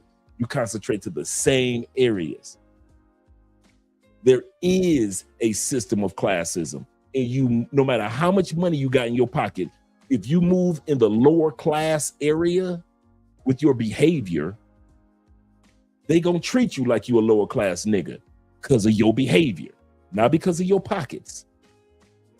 I'll say this again. There are clubs, there are spots to enjoy for black people that act lower class but got money in your pocket. You got money in your pocket, but you a low class nigga. Don't worry, we got spots for your ass. As soon as you get off the plane, we got nigga locations for you to go to. Don't even worry about it. You can spend all your nigga money right here. Don't go nowhere else. You know why? Because when you think like a nigga, you don't think to go anywhere else. So all the excursions, all the enjoyment, the next level of women, all of that, the open lands, the glamping and seeing the moons and the stars in at night, seeing the aurora lights, seeing the enjoying private beaches. You got money to get there, but you don't have the mindset to get there. You have money, but you move on a certain class. And classism is everywhere, just like racism, ethnicity, and nationality. So yes, you're American, but some of you are nigga Americans, and some of us are black Americans. Some of you are white Americans, and some of you are redneck cracker Americans. You're the redneck cracker Americans that be doing stuff to little kids in other countries. But that doesn't mean that all white people are the same who travel. No, there are some embarrassing ass white people that travel. There's some embarrassing ass black people that travel. That's why a lot of times you don't see us black. I'll give you a perfect, just something simple. Black men will go to a cigar bar and have a great time till 3, 4 o'clock in the morning. Niggas gotta go to a nightclub and throw money in the air and dance on top of the couches and shit when they go to other countries. Black men act like they got some goddamn sense in their head. And so they attract a certain caliber of women. Niggas get drugged, robbed, scammed. White men know how to act like they got some damn sense in their head when they travel to other countries. Broken ass, broken mentality, redneck crackers, them the ones that get drugged. Them the ones that get caught messing with little kids. Them the ones that either get deported or not let into the country or end up in jail for 30 years in a particular country. Them the ones that get scammed while they're in Thailand. The crackers, the rednecks, the hillbilly mindset. Them the ones. So if y'all think that just because you're an American, and I said just because you're an American, doors open for you, hell no. There are certain doors that close for you American niggas that you will never get into in other countries. I don't care how much money you got. I don't care how cool you are. I don't care how flamboyant you dress. There are parts of certain countries that will like keep them niggas isolated there. When they get off the plane, put them niggas over there. Don't bring them niggas over here. But then black people, shit, black people always get ready to can go wherever they want to. Because we act like we got some sense. We act like we got some class about ourselves. We believe in etiquette. We believe in common sense. We believe in respecting cultures and countries. But you niggas think every country is a rental car. So don't think just because I said Americans get a pass. Yes, you will, until they discover that you a nigga and they're going to put you as a nigga American in this area of their country or their city. And black men and black women who act like they got some damn sense in their head, they can go wherever they want to. They can go over here, they can go over there, do this, do that, discover this, discover that, travel to that part of the country, ain't got no issue, come back to this part of the country. They are black. While you niggas are still going to Medellin, black people are going to San Andreas Island. Black people are going, while you niggas are still going to Cartagena, black people have already discovered Santa Marta beaches and ain't nobody there. They just having a good time, laid back, enjoying themselves, black people. You niggas are still going to Cartagena. There's a big difference when it comes to class. And classism exists no matter where you go in the world. So those are the 4 areas that you're in. Your race, let me put together how it is. Around the world, you're looked upon as your nationality, then your ethnicity, then of course your race, and then also your class. Your class will always, how you carry yourself, how you maneuver, how you move. Ain't no use of me and T-Mac telling y'all about the best steakhouse. Your ass ain't going. Your ass is not going. Don't be asking me about what's the best area for you ain't, that ain't you, bro. That ain't you. Me and T-Mac can tell you that there are restaurants, bars, clubs, and experiences. They ain't made for you niggas. No, hell no. Don't ask me. I'm gonna tell you right out the gate. I know I will tell a black man and a black woman where to go to that spot in a New York minute. You need to go here. This is a nice spot. And it's not about being expensive. It's about how they carry themselves. But you niggas, don't ask me shit about Cali. I ain't telling you where nothing at. Discover it on your own. If you leave, bye. Man, fuck Cali. Bye. I am heavy into classism, bro. I'm heavy into classism because I really believe that if you bust your ass in life, even with your demeanor and how you carry yourself, you might not have as much money as the niggas do, but you'll get a different level of treatment and you meet a different type of women in each country. I'm gonna say something like this before I go back to the video. If the type of women you niggas deal with in other countries are equivalent to the females that I deal with in other countries, I'm doing something wrong. I'm judging myself. How the fuck is, wait a minute.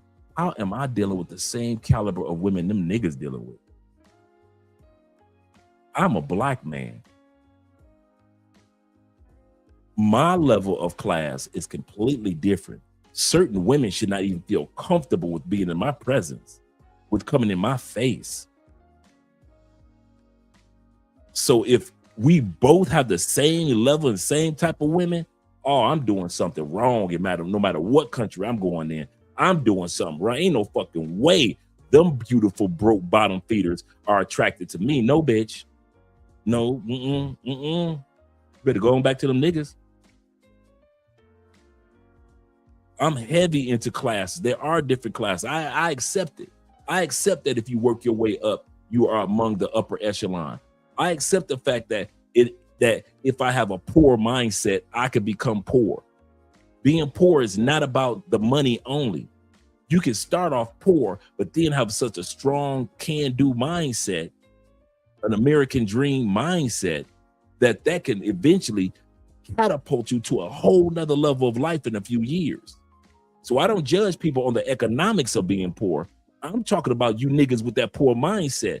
That's why I said you can have a pocket full of money, but if you still behave and act like you're lower level or a dude that ain't got shit or ain't never had shit, y'all over there in Medellin.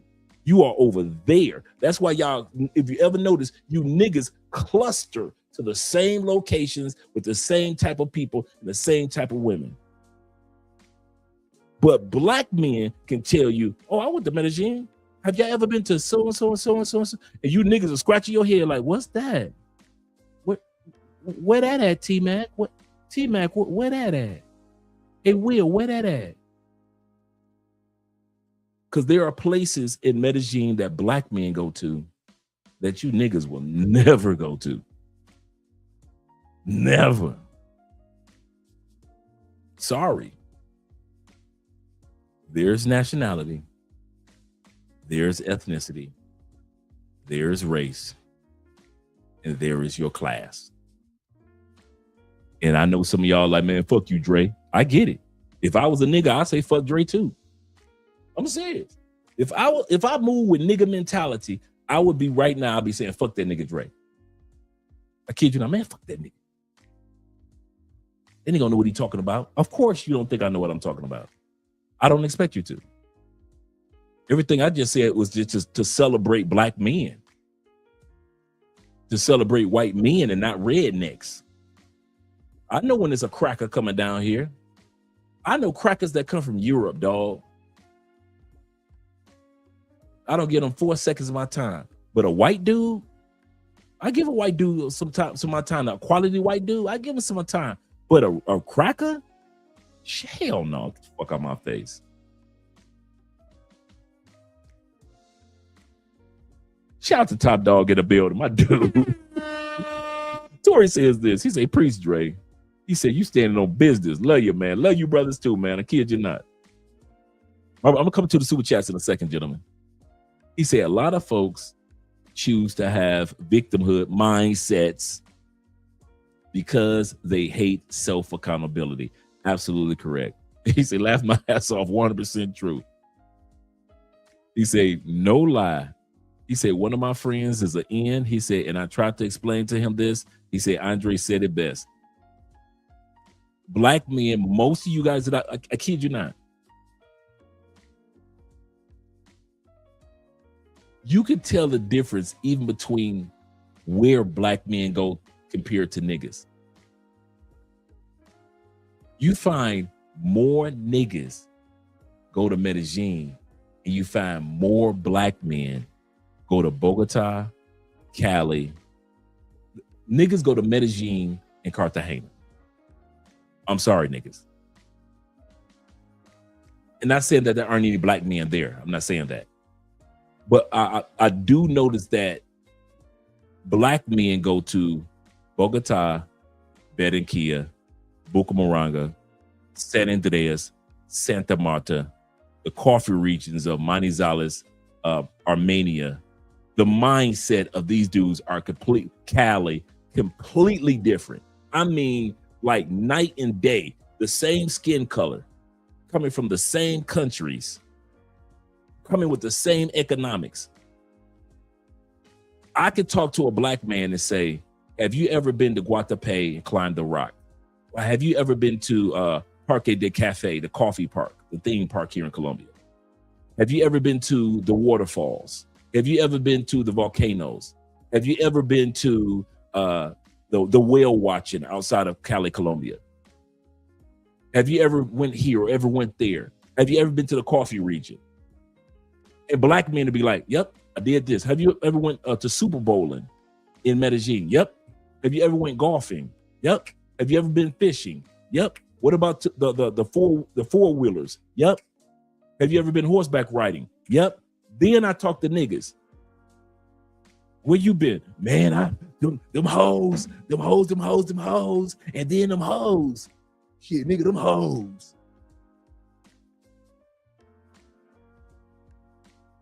That's how I know the difference. They purposely cluster y'all. Y'all think y'all going and choosing the clubs and you're choosing the certain women. You have been programmed and been herded like cattle into parquilleras, into the clock tower area of Cartagena.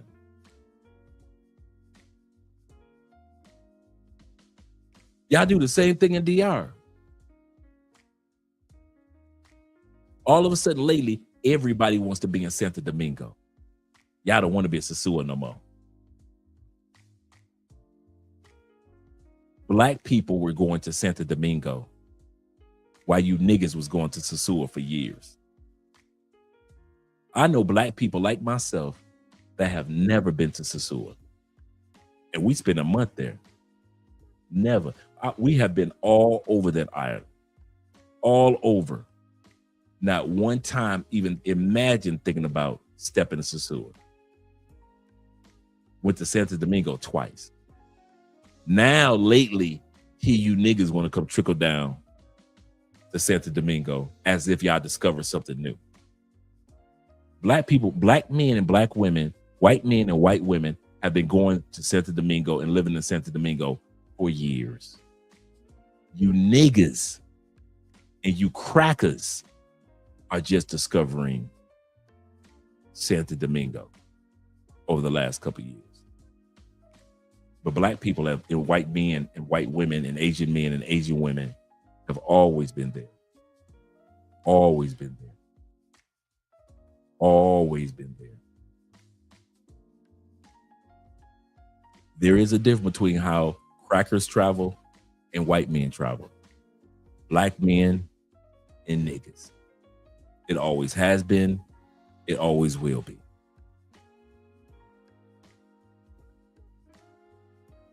You say Pookies be dropping 10K, 20K USD, popping champagne. I wish you was lying, but you're telling the truth. He say popping champagne at a dingy ass replica foreign club of a dingy ass ATL. You're not lying. You're not lying. You niggas will go to Cartagena, spend a ton of money in delirium, a pretend Atlanta-ish club. As long as they pretend like they're the A, or like they're Detroit, or like they're a club in Chicago, or like they remind you of a New York or LA or a Houston club or a Miami-ish club. As long as they got something that reminds you of what you niggas enjoy back in the States, you will spend tons of money there. Black people will go to some spots that remind them of the actual culture of that country. You got black men that go to clubs where they just do bachata and salsa, merengue, and cumbia. You niggas ain't going to them clubs. You niggas are not going to them clubs. You niggas are not going to learn bachata. Stop it. You niggas, your salsa game is trash. Trash. You can barely jump up and down the reggaeton. If they ain't playing no American music, your ass gonna be standing around. You damn sure ain't gonna do no cumbia. Easiest dance in the world is merengue. It's just side to side. Your ass ain't gonna do no merengue. We know that. Black people, white men, yes. Crackers, no. They ain't doing it. Hillbillies, they ain't doing no. You ain't gonna never see no hillbilly doing no damn salsa. Hell no. You ain't gonna see them doing Mexican dances. Hell no. But you'll see a white man doing it. You'll see a black man doing it. You'll see an Asian man doing it. Because we're there for culture, not just for coochie. We enjoy the coochie, but we also enjoy the culture. You niggas, you just go down for the coochie and go to clubs that remind you of the. And in order to get to coochie, you go to clubs. This brother ain't lying. In every country, I see y'all do it in the Philippines. I see y'all do it in Thailand. Y'all always cluster y'all little asses in them same ass clubs that play American music over and over and over and over and over again. And they know what they're doing, and they're making thousands upon thousands of USD off of your dumb ass. You just blew 5,000 in the club, and it's a flex. It ain't tricking if you got it, Dre. So be it. However you want to word it to make your nigga ears feel good, go ahead and word it and make your nigger and your cracker ears feel good. It ain't tricking if you got it. Make yourself feel good tonight. But the brother ain't lying. They know exactly what they do to get y'all ass to cluster in these small areas. You just hating. You just dick watching. I'm just telling you what they do. You can keep going. Dude, after this live stream, you niggas gonna be niggas. Let's be real. After this show is over, y'all gonna still do nigga shit. I don't know why y'all trying to be mad in the comments. You know and I know you a nigga. You know and I know you a redneck cracker. You gonna be doing cracker shit, trying to put your hands on somebody's kids that you ain't got no business touching on. You do cracker stuff. You go to countries and you mess with kids, people's kids, and you almost get your arm chopped off for messing with people's kids. You do cracker stuff. Niggas, you do nigga shit. So don't be looking at me like I done said something off the wall that should have been said on camera. These cameras go off, y'all gonna still get off them planes, do nigga shit. But here's the cool part. These cameras gonna go off, and there's gonna still be some white men, Asian men, Latin men, and others that's gonna do some grown adult shit. And there gonna be some black men that's gonna do some grown adult shit and look at you niggas like y'all crazy. Because that's what we do. We look at rednecks like they crazy. We look at niggas like they crazy. We look at disrespectful hood ass Latins like they crazy. If you think Latin people look at each other the same, like, yes, we're all the same. No, they don't. They be looking at them broke ass Latins riding around crazy on their motorcycles like, yeah, that's one of them poor ass Latin boys from the hood. He don't know what a stoplight is. He just riding, just the moto boys. So even Latin people in their own countries know what classism is. But if y'all don't think when these cameras go off, all of a sudden y'all gonna stop being niggas, y'all gonna be niggas. Y'all gonna run y'all ass to Parque Yeras. Man, they could close up Parque Yeras. You niggas will invent a new Parque Yeras.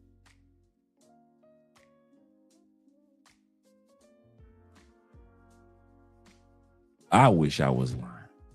This brother's not lying. He said, Pookies be dropping 10K, 20K, popping champagne in a dingy ass replica foreign club of a dingy ass Atlanta club, when instead they can spend 1/20 of that and eat in a fancy 5-star foreign restaurant. Absolutely correct. Absolutely correct. He is not lying. Black cleaner said, the black cleaner in the building says that, he said, you are speaking truth. He said, niggas will laugh at you for wanting to go on excursions and tours. I know dudes that do the deep sea diving, brothers that do deep sea diving. You niggas ain't doing no deep sea diving.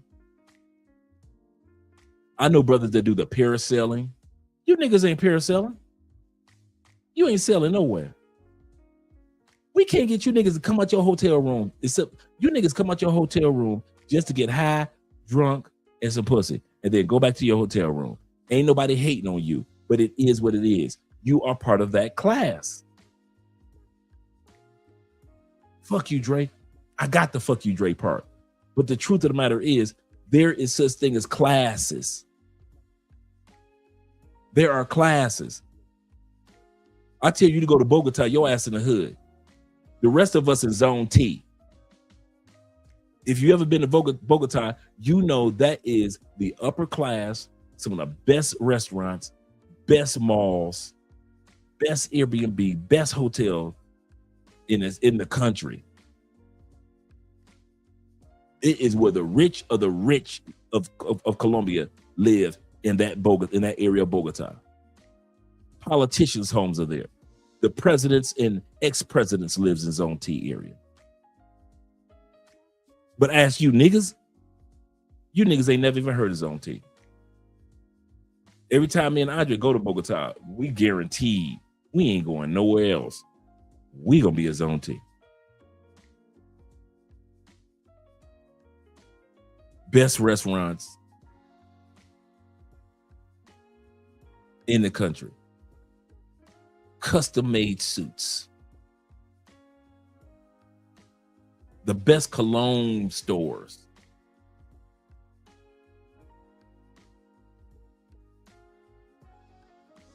You niggas after this live stream will still be niggas. So I don't even trip on y'all when y'all cussing out Dre.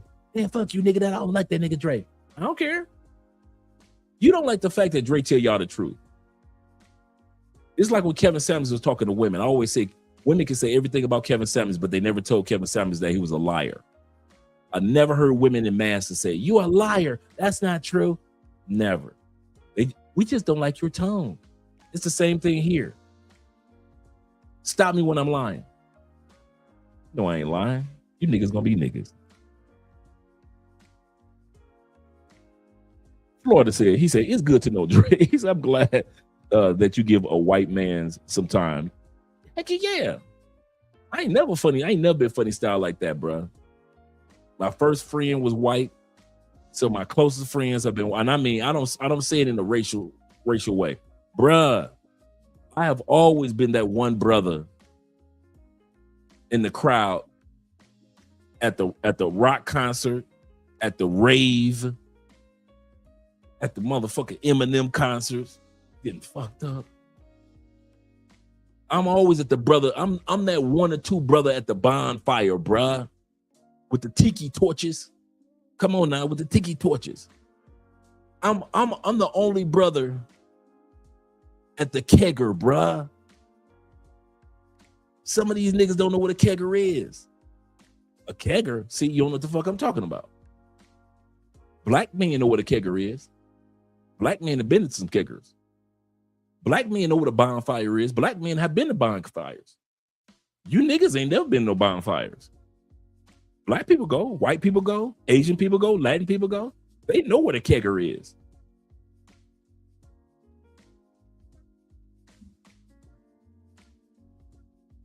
He said, don't think I'm redneck. I don't think you. He said, please. He said, might wear a cowboy boot. Shout out to the cowboy boot wearers. He said, but they are alligators. Come on now. You know I'm from Detroit. Don't play with me like that. He at least they alligator skin. You know how we like us some big blocks in Detroit. If you're from Detroit, you know what a big block is. Big blocks mean the squares on the gators or the snake skin, on the gator skin. When you have the smaller squares on the gator skin, the small blocks. But the larger squares are more expensive in the shoe or the boot. So we call them big blocks. You know, we love some big blocks in Detroit. Yeah. Yes, sir. Shout out to you, brother. Don't tease me with the Gators. Don't tease me with the Gators. Y'all know how Detroit's are about some Gators. He said them jazz clubs in the middle of Parquet Uranus or Uranus. Let me get this pronounce this correctly. No, it's no a new A. You see, my Spanish for that one. I just destroy that title. Knows about. Y'all love me some live jazz. Man, me and Andrea have been to live jazz. We've been to the opera. We've been to the ballet. We saw the Nutcracker Suite ballet down here a couple years ago. You know who we didn't see in there? You niggas and crackers. You niggas ain't going to no ballet. You ain't going to see no play in Colombia. You are not going to no class. Niggas, you are not going to no jazz clubs. You're barely going to the dance hall clubs. You niggas barely go to the dance hall clubs. Our Caribbean brothers and sisters, they go, but you niggas, you ain't going to no dance hall. I kid you not, man. You absolutely correct. Completely different experience. He says Sue is a small part of the absolutely correct. He said, I always stay away from them. We had such a good time. Met some really cool dudes, man. In Sosua. I mean, not in Sosua, in DR. We went to Chinatown. Some of you niggas have been to DR 100 times over. You ain't even been to Chinatown. They got a Chinatown. Yeah, nigga, they got a whole Chinatown. You got rednecks ain't never been to Chinatown. You got plenty of white dudes that's been to Chinatown. Plenty of black dudes that's been to Chinatown. But you niggas and you rednecks, no, y'all don't go to Chinatown. Y'all too busy focusing on bitches, man. We get it. You like bitches. That's all your mind is about. You a thirsty motherfucker. We get it. The thirst is real. It can't be quenched. We get it. Ain't nobody hating you for it. And I mean that. I'm not hating on dudes that are thirsty motherfuckers. But there is more to DR. Some of you dudes been to DR 15 times. You have never ridden the subway. They got a subway? Yes, motherfucker, they got a subway. All of those restaurants underground in caves. What? They got restaurants in caves? Like real cave restaurants. And you ain't never been to one. But you've been to DR, what, 15, 20 times? Sosua, how many times? Santo Domingo, how many times? Whenever I hear niggas about to say something, I just walk away. Because y'all ain't done nothing. Y'all ain't done nothing. Me and Andrea went to Sosua and we discovered stuff that y'all ain't never put on video. We like, why didn't you put a video out on this? Why don't I talk about this? How about this? I didn't know this was here. Y'all got 10,000 videos on how to buy some coochie in Colombia. Black dudes got them, white dudes got them, Latin dudes got all. Y'all got 10,000 videos on how to buy the latest female. Ain't one video on this or on that or this or that or that. We looking like, how the hell they ain't made no video about this yet? Y'all funny. My brother says this. No Limit says this. Shout to No Limit in the building. He says same thing here in Thailand. He said a lot of these ninjas in Pattaya, none in Hue Hung or Hue Hin or Ubin. I hope I pronounced that correctly. Or Uban. Yep, there are locations that I know that. I noticed that. It's just like with Ronan. When Ronan talks about the Philippines in his area, he said, man, these dudes don't even know. You'll get a bang for your buck in these areas. But dudes don't go. Shout out to Coach being in the building. Shout out to Coach. Glad you're here, brother. He said, yeah, it's still tricking. Yep. Shout out to my brother Chalupe. He was there with us yesterday on the Patreon. Appreciate you, brother. Speaking of Patreon, let me drop the link. I forgot to drop the link for you guys to join the Patreon. He said only brothers on Mexican teams. He said only the brother on the Mexican team just scored. Man, Mexico they've been playing, bruh. Shout out to Mexico in the World Cup. And fuck Argentina. Them lames, them racist ass lames. He said, damn, that's true. I never thought about that. Z-Bar. Go ahead, speak it. Yep. The dudes don't go out to zone T. Yep. Thank you, brother. Dudes do not go down to Bogota and you have such a good time out there, man.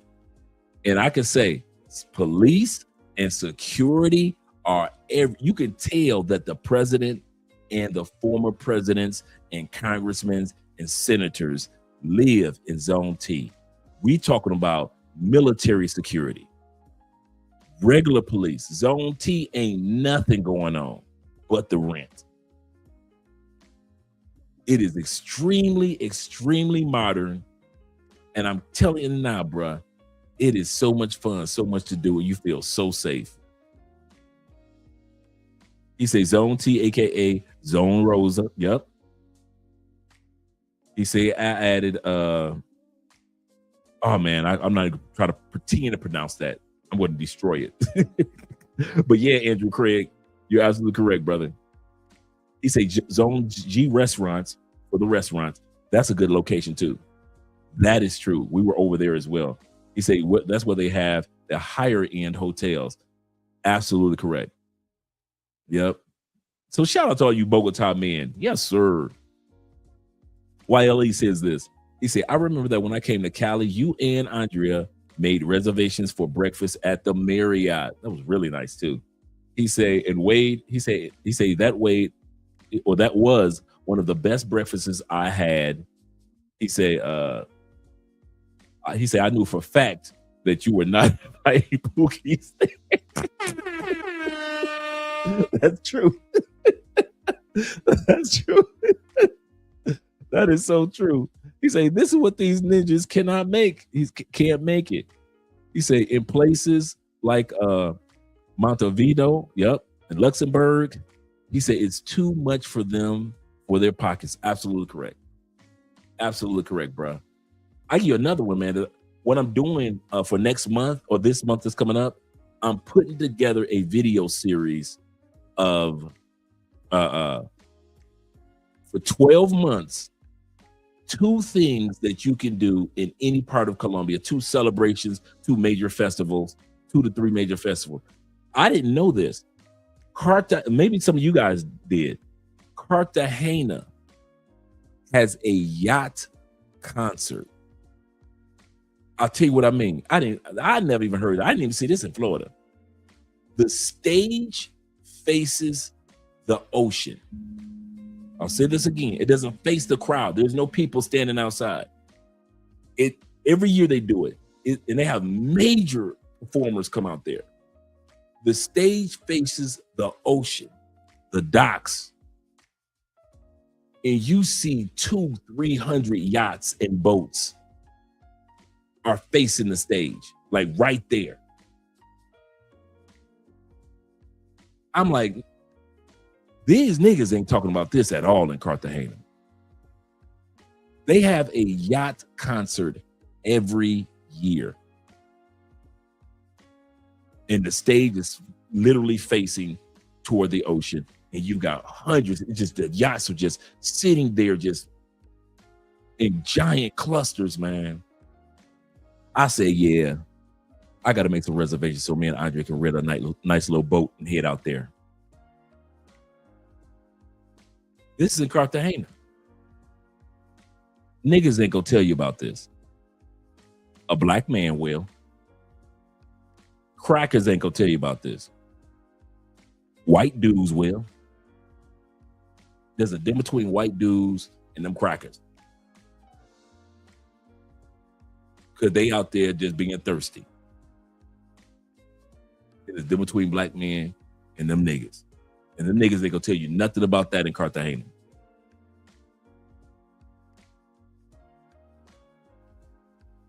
Yep.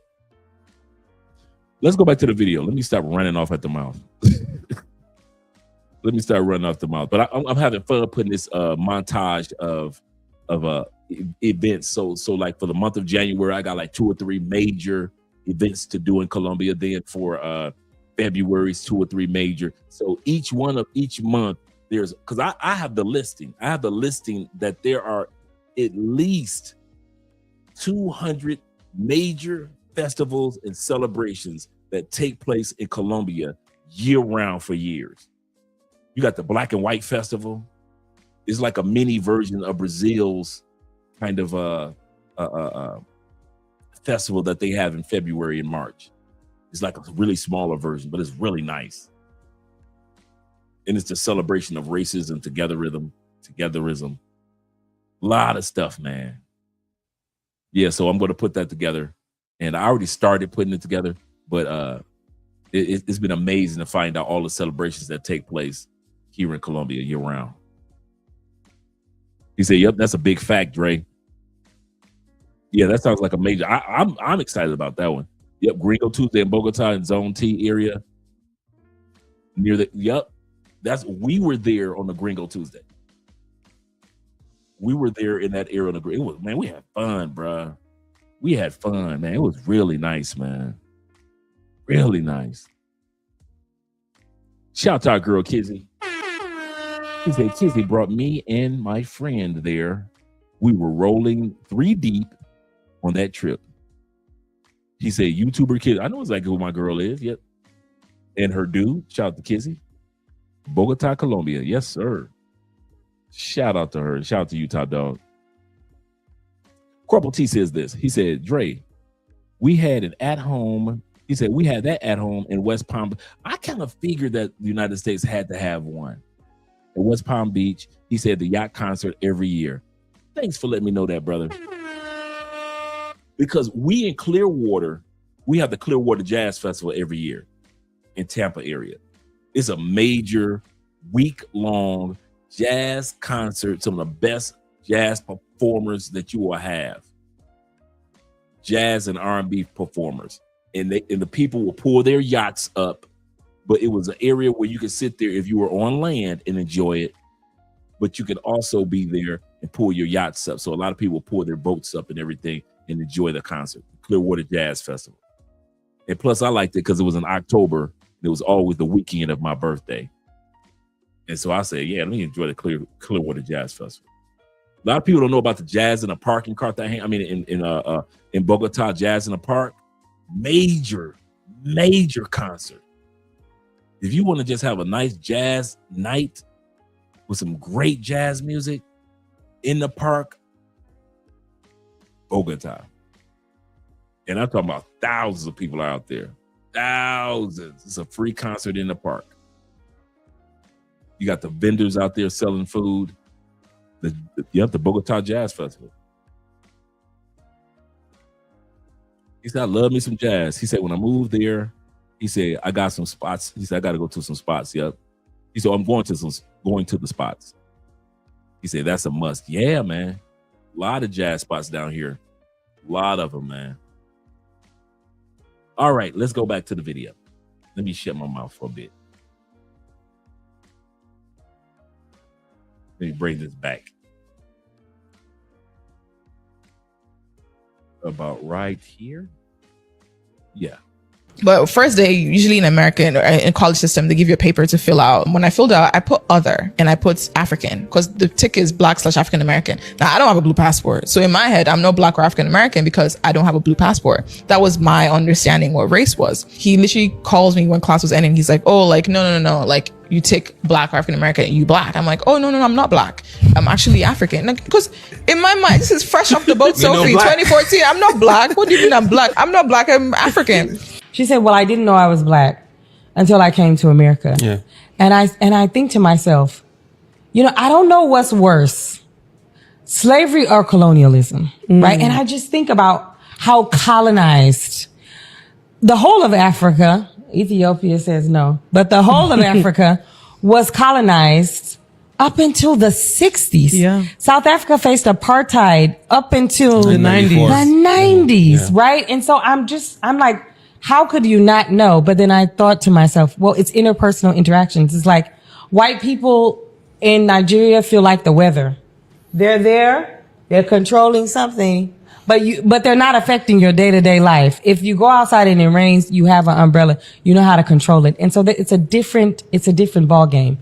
But what I've seen present when there's an absence of the race dynamic is almost always this classism, this class divide, this elitism, which I think is hard because I know for me growing up, when your parents tell you to place value on these things and then you have them, how am I not supposed to feel big?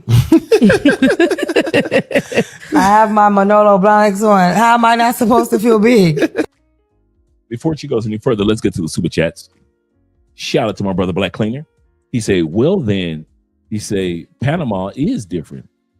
He say, I get stopped on the train station for being black.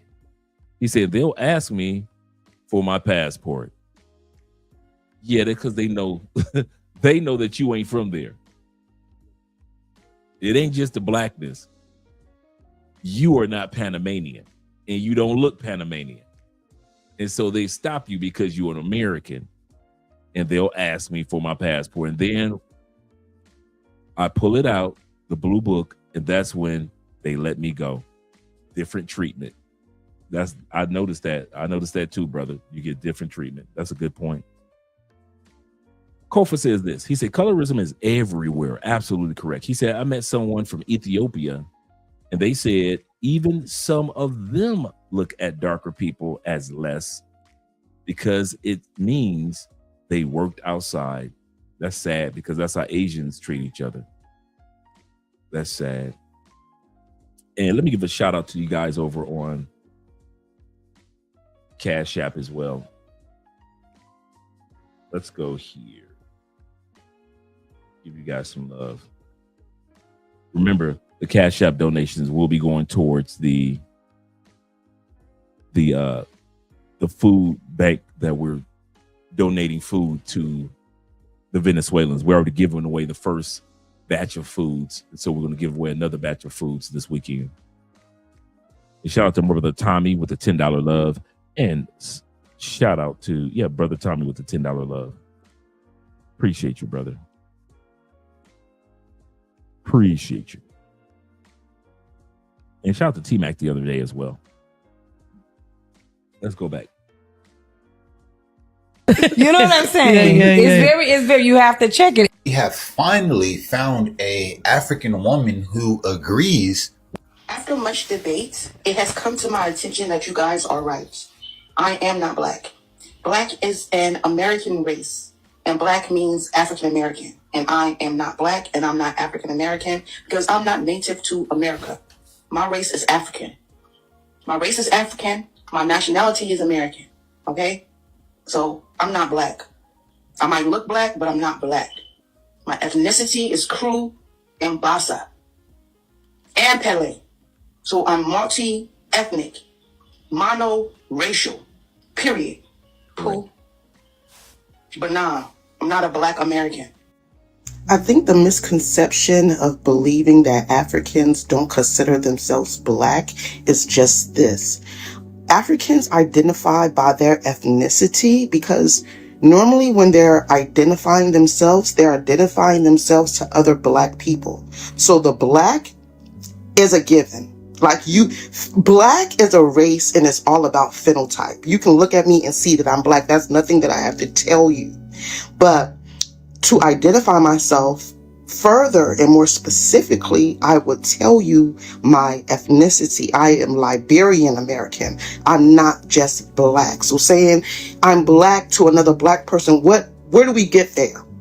Right? There's going to be further digging if they want to know who I am. So that's why they identify with their ethnicity instead of their race, because 9 times out of 10, they're talking to other black people. Okay? And I'm so shout out to Aries Ram being in the building. They say a little something for the tip jar. Nice show. I'm glad you guys enjoying the show. We're sharing information with each other. Not just me, but with each other.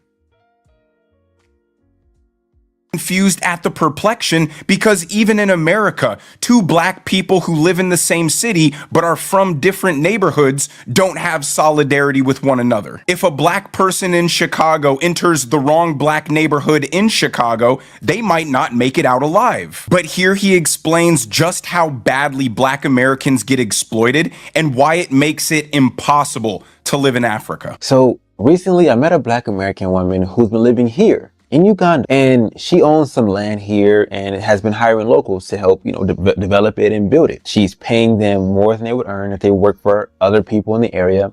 She is paying them on time, which is super, super rare here in Uganda. And then number 3, she hires like local women in the area to cook for the employees so that they can eat while they're working. The workers keep stealing from her. They take the tools that she buys and they go to town and sell them. She buys 10 bags of concrete, but somehow only 6 of them end up on a work site. So now she has to watch everyone like a hawk. This brings me on to reason number 1, why many black Americans leave Africa is, they feel like they're at a constant disadvantage. Most Africans that I've met believe that black Americans are a result of white people and African people breeding together. And Mzungu means like white man. They believe it's perfectly acceptable to lie to the Mzungu, to steal from the Mzungu, to mistreat the Mzungu. And the logic they use to justify this or to make it okay is, you have money and I don't. And you see, being an American means you earn dollars, and earning dollars means in eyes of locals, you are rich. We were in traffic heading home one day. So what happens is at the end of the day, because cars have to line up at petrol stations to get their gasoline, the lanes get shortened, which extends the amount of time that you're in traffic. So it used to take us about 2.5 hours to go to work. When there is fuel scarcity, now you're looking at 3 hours, 4 hours sometimes to go to work and come back from work. So it was one of those experiences where we probably left work at 7 p.m. It is 10 at night. We've been in traffic for 3 hours. I'm not exaggerating. We still had an hour plus left in traffic, and we were both exhausted. I'm half asleep driving, and she's 2 months pregnant at that point as well. She's already gone sleeping, going in and out. So eventually she just turned to me while I was driving and said, do you really want to raise a family in this? Nobody talks about why African American women quietly disappear from the continent of Africa. Mm-hmm. And so today we're going to have that difficult conversation, breaking down why that is, and should single African American women move to the continent of Africa? Mm-hmm. The answer for Kenya is absolutely not. If you ask me would I move to Kenya as a single woman, I would not. Answer is no. But what I do understand is that as women in America, we have been molded and raised a certain way that is not conducive with living in Kenya sometimes.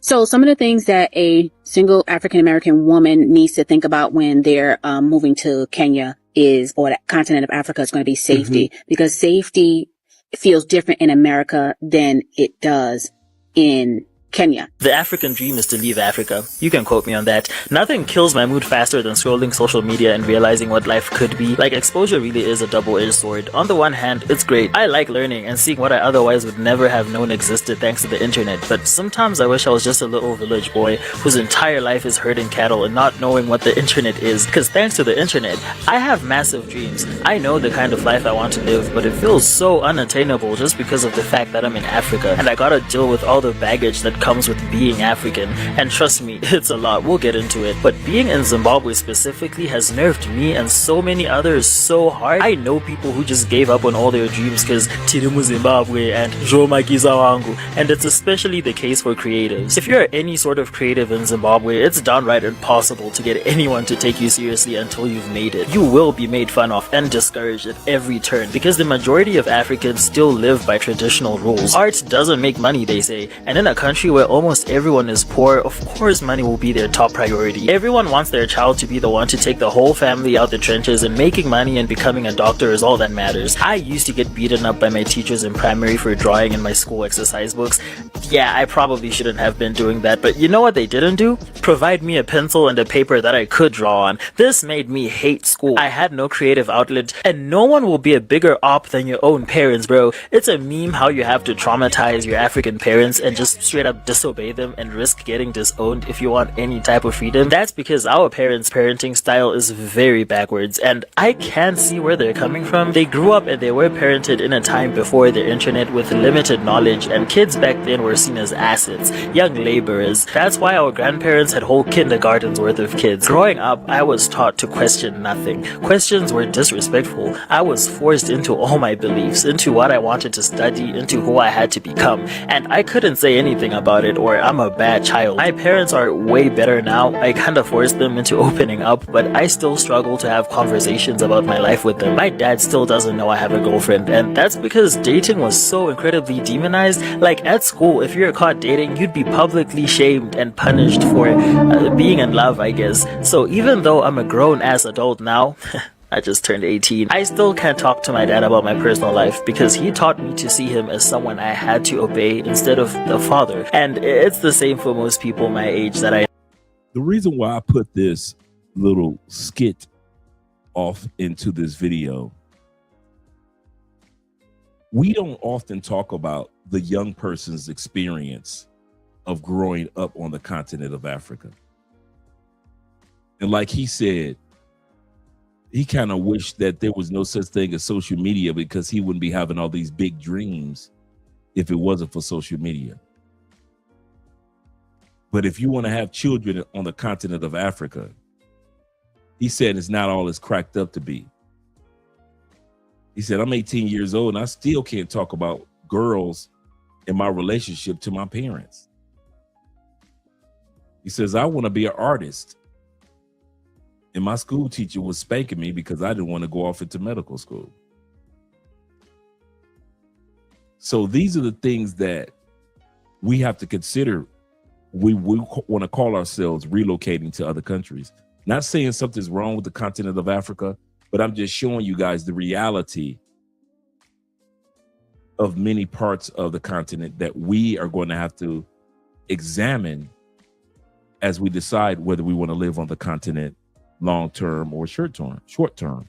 No, they grew up being forced to follow the system that our parents followed, and it's so many people that have actually just had enough and now want to go out into the world to do their own thing. And that's the irony of it all, right? Like, our parents wanted us to be something so much that we begin to resent that. The most non-religious people I know are people who had religion shoved down their throats the most.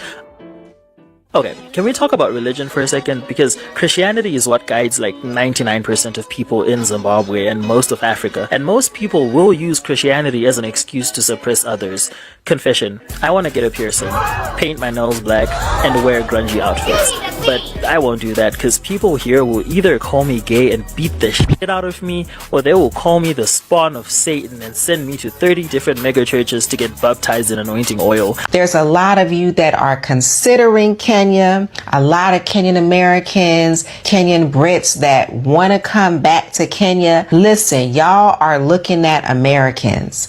Y'all following our content. If you want to know the real, go to Kenyan content creators because they're able to say things that we cannot say. Now, I think I know what she's trying to say because this could be very vague, right? But on a day-to-day living situation in Kenya and Uganda. But when you're dealing with Africa, somebody always has their hands in the bush. For example, I had this dude who was on this podcast who's no longer on the podcast. And this girl would used to introduce me to people who would take advantage of me on purpose. He's no longer on the podcast anymore, obviously. All right. Trying to put his hand in the cookie jar on purpose, trying to lead you down a path of disaster. That's an example. And that happens a lot here. I wonder, it's not just your president who has a penchant for power and greed, whoever your president may be. It's also the other hands at play, the other puppeteers. Africa is so rich in resources. I wonder if we will ever know true peace in my lifetime. And this is the question that all of us who love Africa or living here have this same question. Will there ever be peace? Will there ever be fairness? Will there ever be transparency? And she mentioned again the cookie jar. So much middlemaning, so much conning, so much scamming, so much lying. This is not just everyday people that are engaging in this. A lot of people you meet on the street, Uganda, Kenya, are fairly nice. Now, this is more of an indictment of Africa and why it can't develop or modernize despite trillions of dollars in foreign aid being spent over the years. The governments are extremely corrupt, which leads to a massive distrust in the institutions. And because there is no expectation that you'll get ahead and improve your life by doing things the right way, the people adopt a mindset of short-term thinking, where people will lie, cheat, beg, borrow, and steal for short-term benefit at the expense of long-term prosperity. When Americans who want to move to Africa and bring their money and invest in the country and build a house and establish roots get cheated and robbed at every turn by the locals, it scares away the very people Africa needs to help build up its society. They're only interested in getting as much as they possibly can today, even if it means they'll be worse off for it tomorrow. And because everybody is constantly trying to take advantage of one another on a daily basis, it creates an extremely low trust society. There's very little solidarity or collective unity in individual African countries amongst people who share the same language, the same culture, and the same history. So what makes you think they're going to extend an olive branch to people 5,000 miles away on a different continent just because they share the same skin color? And this particular guy is living in Uganda, but here's another American woman living in Ghana who has almost the identical experience. There are Americans coming over here being nasty, doing nasty things, and being bad to the locals. Now let me flip the script, okay? Let's talk about the fact that we get abused over here too. The thing about Ghana is stop crying victim. Stop crying victim, because y'all cheat us out of a lot of stuff. Y'all invited us to come home, which by the thousands we did. We came running to Ghana. People sold their homes, moved out of their apartments, sold everything. Some people packed up containers and moved over here just to get over here and realize this is not our home. Y'all call us foreigners. Ghanaians call us that. We didn't make that word up. We didn't start calling ourselves that. We don't know that that's what y'all call the white people and the Chinese because we're not around them. But we know that that's what y'all call us. I ain't never heard the word before, Toby, till I came to Ghana. Okay. Y'all invite us home. Let's talk about what y'all do to us. Starting from the before we get to the airport, we got to have a visa that we pay for to even enter our home. We pay all this money for passports and visas to get here.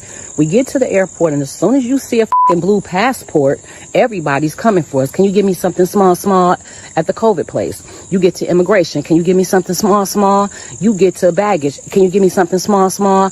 I have never seen nowhere in any country or state where people have openly, it says $60 for foreigners, $30 for locals, okay? You go to Cocoon Park, and I don't remember the price. Let's say $200 for foreigners, because that's what y'all call us, $40 for locals. You go to the castle, it's $60 for foreigners, $10 for locals. I ain't never seen that nowhere. I ain't never went nowhere in the U.S., Mexico, and Canada where it said you pay, if you a local, if you're from here, you pay $3 for a Coca-Cola, but if you're a foreigner, you pay $8 for a Coca-Cola. I ain't never seen that nowhere. Except Ghana. Black Americans, for some reason, are unable to fathom that Africans murder each other, genocide one another, conquer each other, oppress and subjugate one another. So the fact that you share the same skin color is frankly inconsequential. Maturing is realizing you got to retire the whole I'm rooting for everybody black. Because I'm not. I am not rooting for everybody black. Because some of y'all don't even want to be black. It's some black people that's more anti-black than other colored people. I'm not rooting for everybody, but I'm not rooting for y'all. I am not. Y'all are anti-black. I'm not rooting for everybody black. Like, some of y'all got Stockholm Syndrome so bad. Like I see what type of person you would have been back during slavery times, because I see who you are now. I got a question for the niggas. And when I say before she goes into her rant, shout out to our brother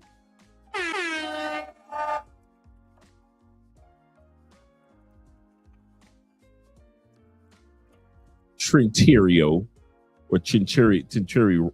I hope I pronounced that. Trentaria Trentaria. Hope I pronounced that correctly, brother. If I messed it up, blame it on my head, not my heart. He says, hello, brother, watching this from Cambodia. Shout out to y'all, you guys that are out there in Southeast Asia. Good morning to you in Cambodia. He said, thanks for all the older videos. They were inspirational. Inspiration. Thank you very much, brother. Hope you guys continue to enjoy it. Let's hear what the sister has to say about her experience on the continent of Africa. Niggas, I'm talking about American so-called blacks. You know, I came in this dimension to play as a black woman, and here's my experience, right? And I want to know, I'm not talking to no Africans, no so-called fucking Dominicans. I'm talking to black Americans. Black Americans. And know that the word niggas came from slaves. It came from slavery. And nobody else is a nigga but the Americans. That's because you guys are some powerful entities, right? But nonetheless, I got a question. Aren't you niggas tired of people coming to your land and taking your shit, taking all of your shit that look like you, pretending to be you, and then when they get here and say, it's not bad, we don't know why y'all keep blaming white people for segregation and blaming white people because you guys don't have shit. Coming to your land and talking shit because all the fucking work has been done. All the beatings and lynchings and marches, all that shit has been done, and they come to your land to gaslight the fuck out of you, telling you why you're complaining. It's easy. The system is easy. America is easy. Doing this shit is easy. That's because we made it easy. And the left has constantly told black people to reject their American identity and align more with their African identity. Those are their people, only for them to get to Africa and realize that was a giant fairy tale. Absolutely correct. And that's what Dr. Umar doesn't realize. Dr. Umar in many narratives have sold us this pseudo image of Africa to where we think we don't have to put in as much work to accomplish what we want to accomplish in Africa as we would have to if we were in Cambodia, Thailand, Colombia, Panama. Just like when it comes to relocating to any other country, we got to put in the work to get to the level of livelihood or lifestyle that we want to enjoy, and no matter where we go to. It's the same thing on the continent of Africa. When you guys go to Cambodia, like my brother, you were not waiting around thinking at the airport there was just a bunch of Cambodians, black Cambodians waiting for you with open arms, did you? You just got to Cambodia and thought, hey, I got to put in the work. What about in the Philippines? Did y'all think there was just 50 Filipinos just waiting outside for you? Welcome to the Philippines, brothers. Just welcome. No. There weren't a bunch of tan Filipinos waiting for you, was it? What about when you came to Colombia? Was a bunch of Colombia? Well, you know how we do in Colombia. It might have been. Colombians be going to the airport like we celebrating a festival every single day. So it could have been in Colombia. But my point is, then we want to go to Africa. And instead of putting in the real work like we feel like we got to do in other countries, we think Africa is supposed to automatically just open up the red carpet. Your child is home. Your prodigal child is home. And there's supposed to be bands and dancing, and there's supposed to be kings and prime ministers coming our way, waiting at the airport. We're supposed to get off the plane. It's supposed to be regal and presidential. That's what we think when we go to any parts of Africa. And that's not true. You have to vet your staff just like you do in any other country. You got to make sure that you're hiring the right people just like you do in any other country. You got to make sure that you hire a company that has a good track record to build your house just like in any other country. Do your electricity just like any other country. Just because you're in a continent full of black folks does not mean that you do not have to be careful. And I think that's what frustrates a lot of people that go to Africa. They have this misconception that since we're all black, I can let that guard of vetting down. And you can't. People are people.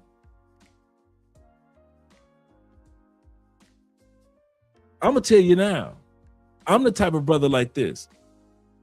If the best company to build my home in Africa was a all white or all Latin or all Asian team, and the brothers couldn't do it the way that it need to be done, I'm gonna fire them damn brothers, and I'm gonna get me some white Amish brothers, and they gonna build my shit. I'm not that, like I said, I love my race, but when it comes to business, I am not as race loyal to a fault. I will give us the first right of refusal of the contract of whatever I need to be done. Yes, I'll look out for the brothers and sisters. But the moment I see you fucking up, I will fire a brother and sister and hire them white folks, them Amish brothers, and have their hat on, and they'll come up with their horse and buggy, and they'll build that, because I see what the Amish do. You know, I lived in Indiana. And so I'll let the Amish dudes come and make this money. And I wouldn't give a damn about y'all crying about, nah, you get the money to the white man. I ain't trying to hear none of that. None of that. And if I was on the continent of Africa, if the brothers are doing the job, cool. If they ain't, I will find somebody else, even on the continent of Africa.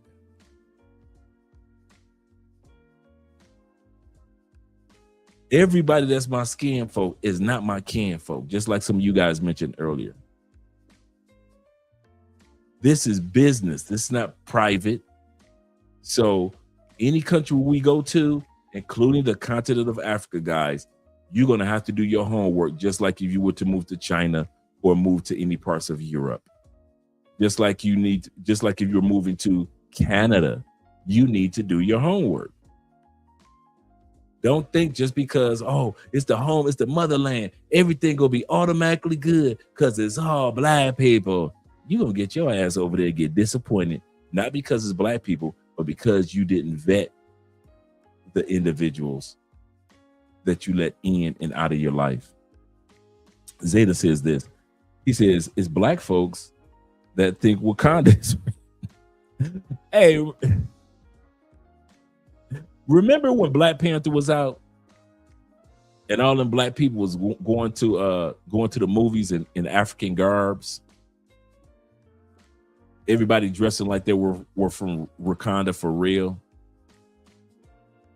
You can look back on YouTube and TikTok when Black Panther, the first movie first came out. Man, black people thought Wakanda was for real. Sada says this also. He said, Black Americans watch too much Black Panther and coming to America. This isn't Wakanda or Zamunda. Shout out to Paper Route in the building.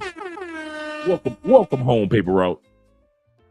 He said, assuming it's Eddie Murphy coming to America. I know, assuming, yep, it's Eddie Murphy coming to America. My brother says, he said, one thing that I'm missing out here is the fine ass Cali sisters. Shout out to Cali, Colombia, black women. He said, in the fish spot in Centro. Yes, brother, I know. He said, we'll come and visit again sometime next year. We're always waiting for you, brother. Corporal says this. He said, I like that brothers who said, I ain't down for doing everything for or with black people. I like that too. I've given up on that race assumption, that race loyalty just because of race. I've given up on that years ago. I'm not one of them black people. I love being black. I love being American. That does not mean that the only people that I can hire are black people. My job is to say, is this company a quality black company?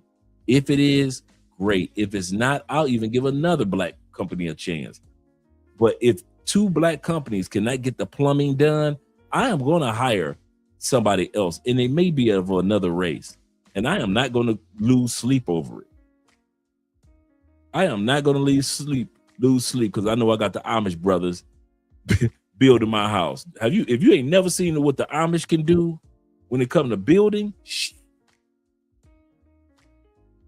all you Midwest dudes, you know what I'm talking about. You know exactly what I'm talking about, man. I'm with you guys in regards to that. My brother Corporal says this.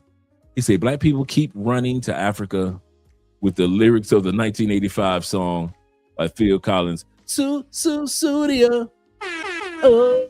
I remember that song. That was one of my favorite songs back then. Shout out to Phil Collins just going into the Rock and Roll Hall of Fame. He should have been in. He said, I remember I was laughing at these fools. Yeah, man. They going to the Wakanda movie. They actually think the Black Panther was really Wakanda. They dressed in African outfits. You couldn't tell them nothing. I'm like, it's a movie, people. It ain't that serious. It is not that serious. So you remember too, see? Okay, I ain't the only one that remember that time period with that movies.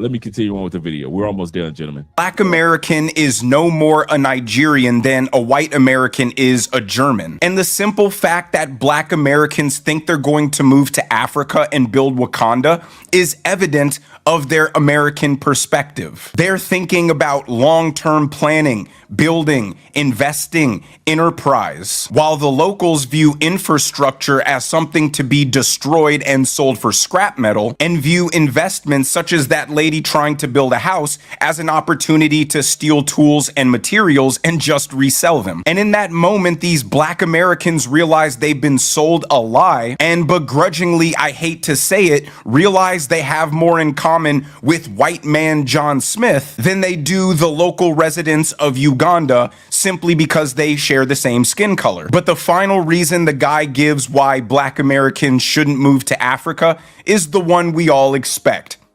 It's Africa. So that brings me on to reason number 3 why many black Americans decide to leave Africa, and that is there are better options. You see, of course, I'm not going to pay $7,500 for a piece of paper that lets me stay in a country that doesn't even provide me with stable electricity. What you end up doing is you look for other options in other countries, and you find that there's way better options. For example, in Paraguay, all I have to do is go there with a birth certificate, go there with a background check from the FBI, and they're going to issue me a 2-year temporary residence permit. And after those 2 years, I get a 3-year residency permit. And after those 3 years, I'm able to apply for citizenship. If you want to get citizenship in Africa, you basically have to figure out how to walk on water, because you need to be doing miracles. And to make things even crazier, is like with these places that are offering you easy residency, easy citizenship, the malls are nicer, the roads are nicer, the quality of life is better. But many people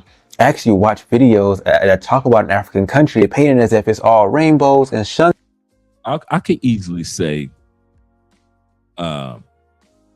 based off of the videos that I've watched with all the brothers that have been in Africa and all the sisters, and Americans often say, how come not more Americans are, y'all always traveling to other countries? How come y'all don't ever go to the continent of Africa to relocate? I could easily say for Andre,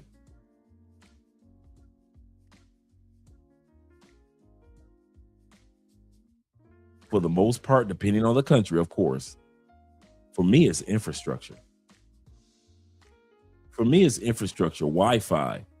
I don't need electricity that's going to go off every day for 2 hours. I can't do that. I can't be in a country where the water is going to go off 3 times. I can't do that. Now, I know there's countries in Africa that doesn't happen, but I've noticed from all the footage, and this is something that I'm missing, all the footage that many guys have shared, the infrastructure is not conducive to people that work online. The last thing that you want to be doing is doing some cloud engineering, and the next thing you know, the Wi-Fi is gone out. So now you got to make sure that you keep a generator with you at all times, type of thing. So that was me. The roads, I did a consultation with a guy a couple months ago, and he needed some help with the information regarding hospitalization, medical insurance. In most of the countries, I'm gonna tell you, they have a local medical system, but since you're not a resident in most African countries, you have to come with a foreign form of medical or life insurance, and you're not getting a bang for your buck in many of the hospitals. So once again, for me, it was the infrastructure part. It was not about the people or wars and things like that. It was just the fact that just potholes, like you guys were talking about, like she was saying in Kenya, the trash. The sanitation is not up to par. When she said the water drainage, the sewer system. This 2026, and you got countries with raggedy sewer systems. Yeah, that's not a good thing. Donald says this. He said, my cousin just got a ring from a chick from his past, 39-year-old black woman who asked for some money because she's about to be evicted from her apartment. Say black women don't handle black women, or some black women don't handle black women with care anymore. What say you? It's kind of funny that you would say that or ask me that question. I'm not going to be long in regards to this. I won't be long, gentlemen. I'm actually was going to put, and I started it twice,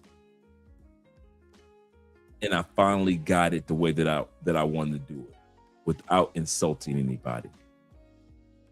And what it is, I'm going to drop the video next week. It is homeless baddies. There are some attractive women out there in the streets that's homeless.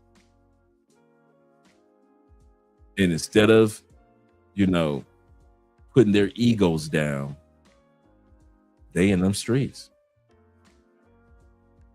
They are in those streets. Homeless. The Miss I don't need no man era. I got this myself. The Miss do women need men? No.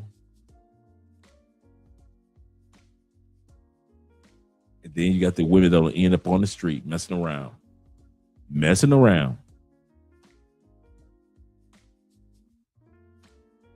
He said, did Uruguay 3X? He said the final time the final time I was there, the water was off. He said, so I had to wash up from water tanks that had he said I had salmonella for 2 weeks. Woo, from the street food. Coming back home was rough because I had to run. Man, see, that infrastructure is so important, man. Corporal says this. He said, if Africa called me, I'd be there. He said, I'd come running anywhere. She's all I need all my life. I feel so good if I just say the words, Studio. Oh.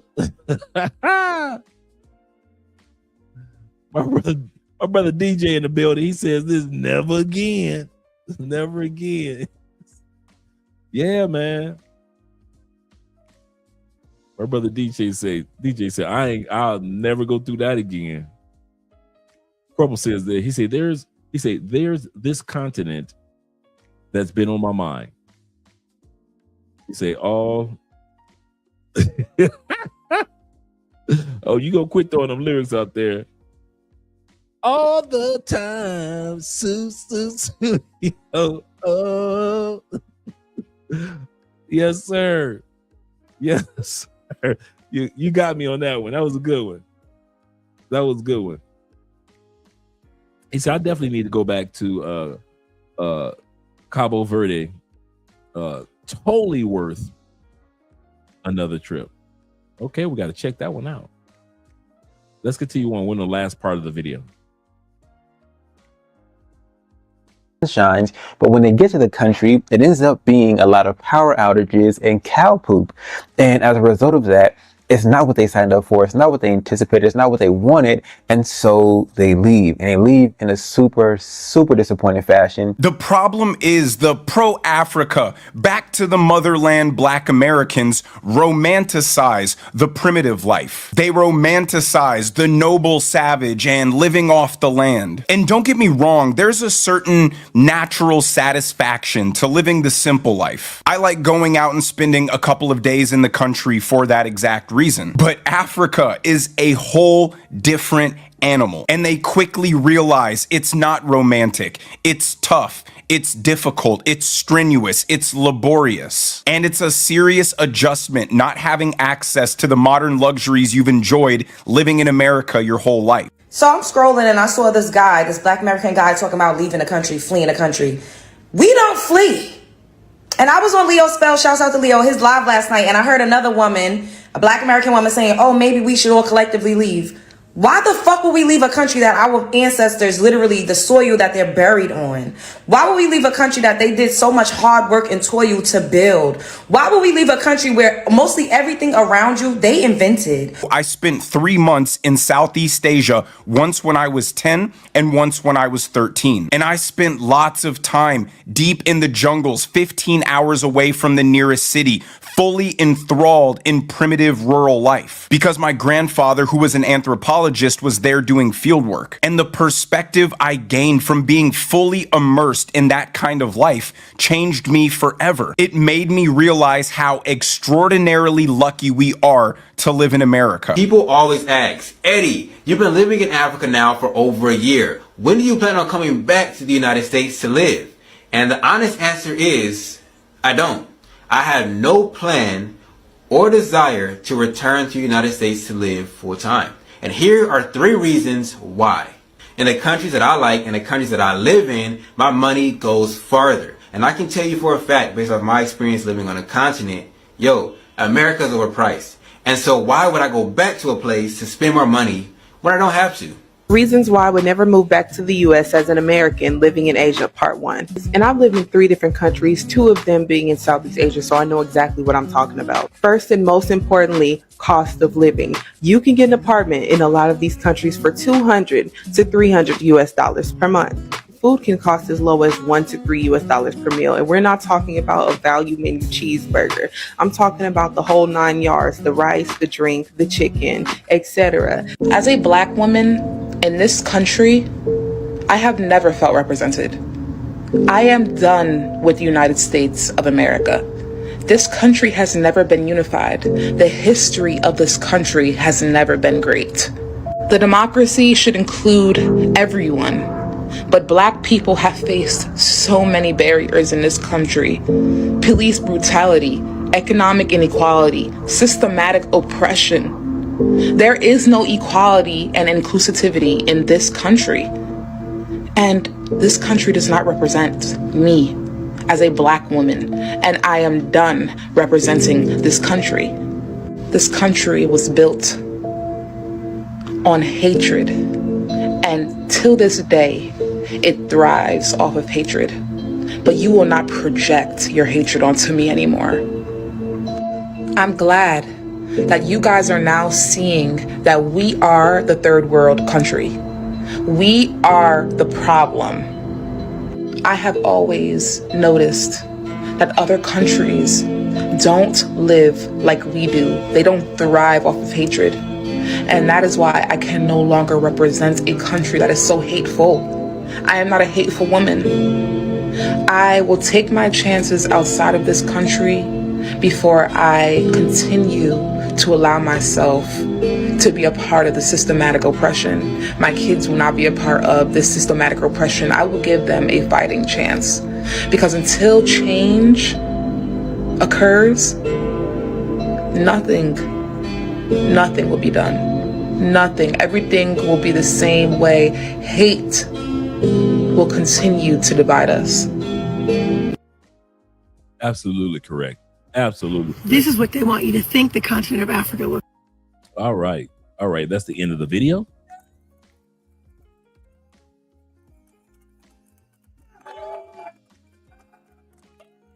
And the reason why I had that montage toward the end about not returning to the United States, because a lot of times you have a lot of Americans, especially African Americans, that think that it's an either or thing.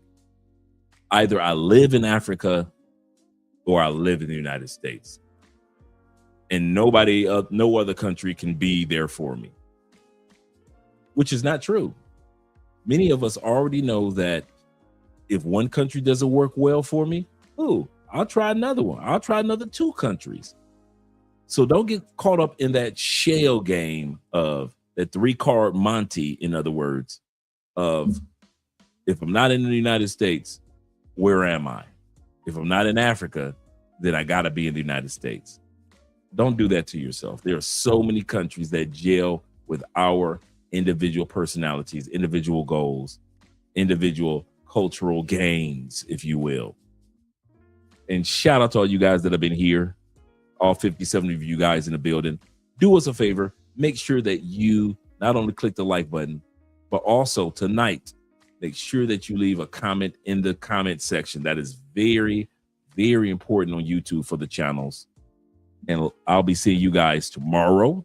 Tomorrow, we're going to be looking at that video of the homeless baddies in the United States, women who dared to say, I don't need no man.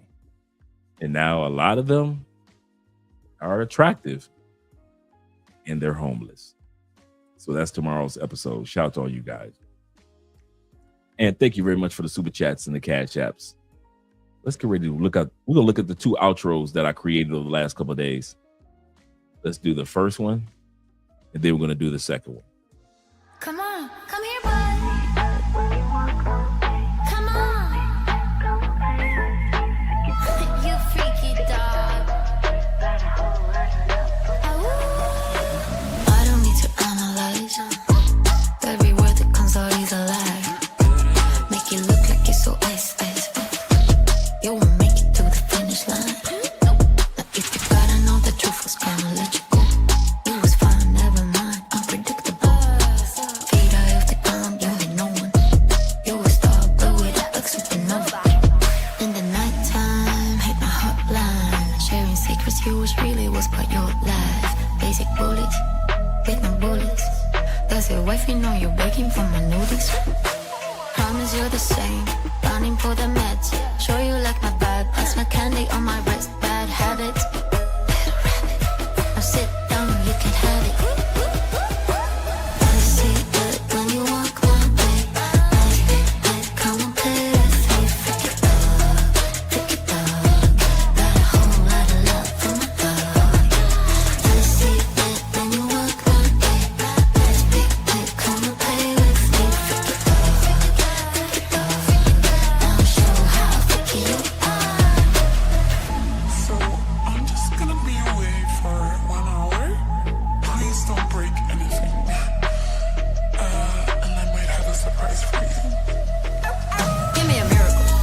I need a syllable. Talking about big cash, that's the minimum. I'm done with this trash. Talk to me critical. Show me your mental state before we get physical. Pour some water in your cup, let it drip, drip, drip. Now look straight into my eyes and you sip, sip, sip. It's about time that you shine. Take off that leash so that we can have some fun. I see it when you walk my way. Nice big bed, come and play with me. Freak it dog, got a whole lot of love for my dog. I see it when you walk my way. Nice big bed, come and play with me. Freak it dog, now show how freaky you are. I see it when you walk my way. Nice big bed, come and play with me. Freak it dog, got a whole lot of love for my dog. Freak it dog, got a whole lot of love for my dog. Freak it dog, got a whole lot of love for my dog. Gotta do a cold start on EJ, y'all. It's been a while.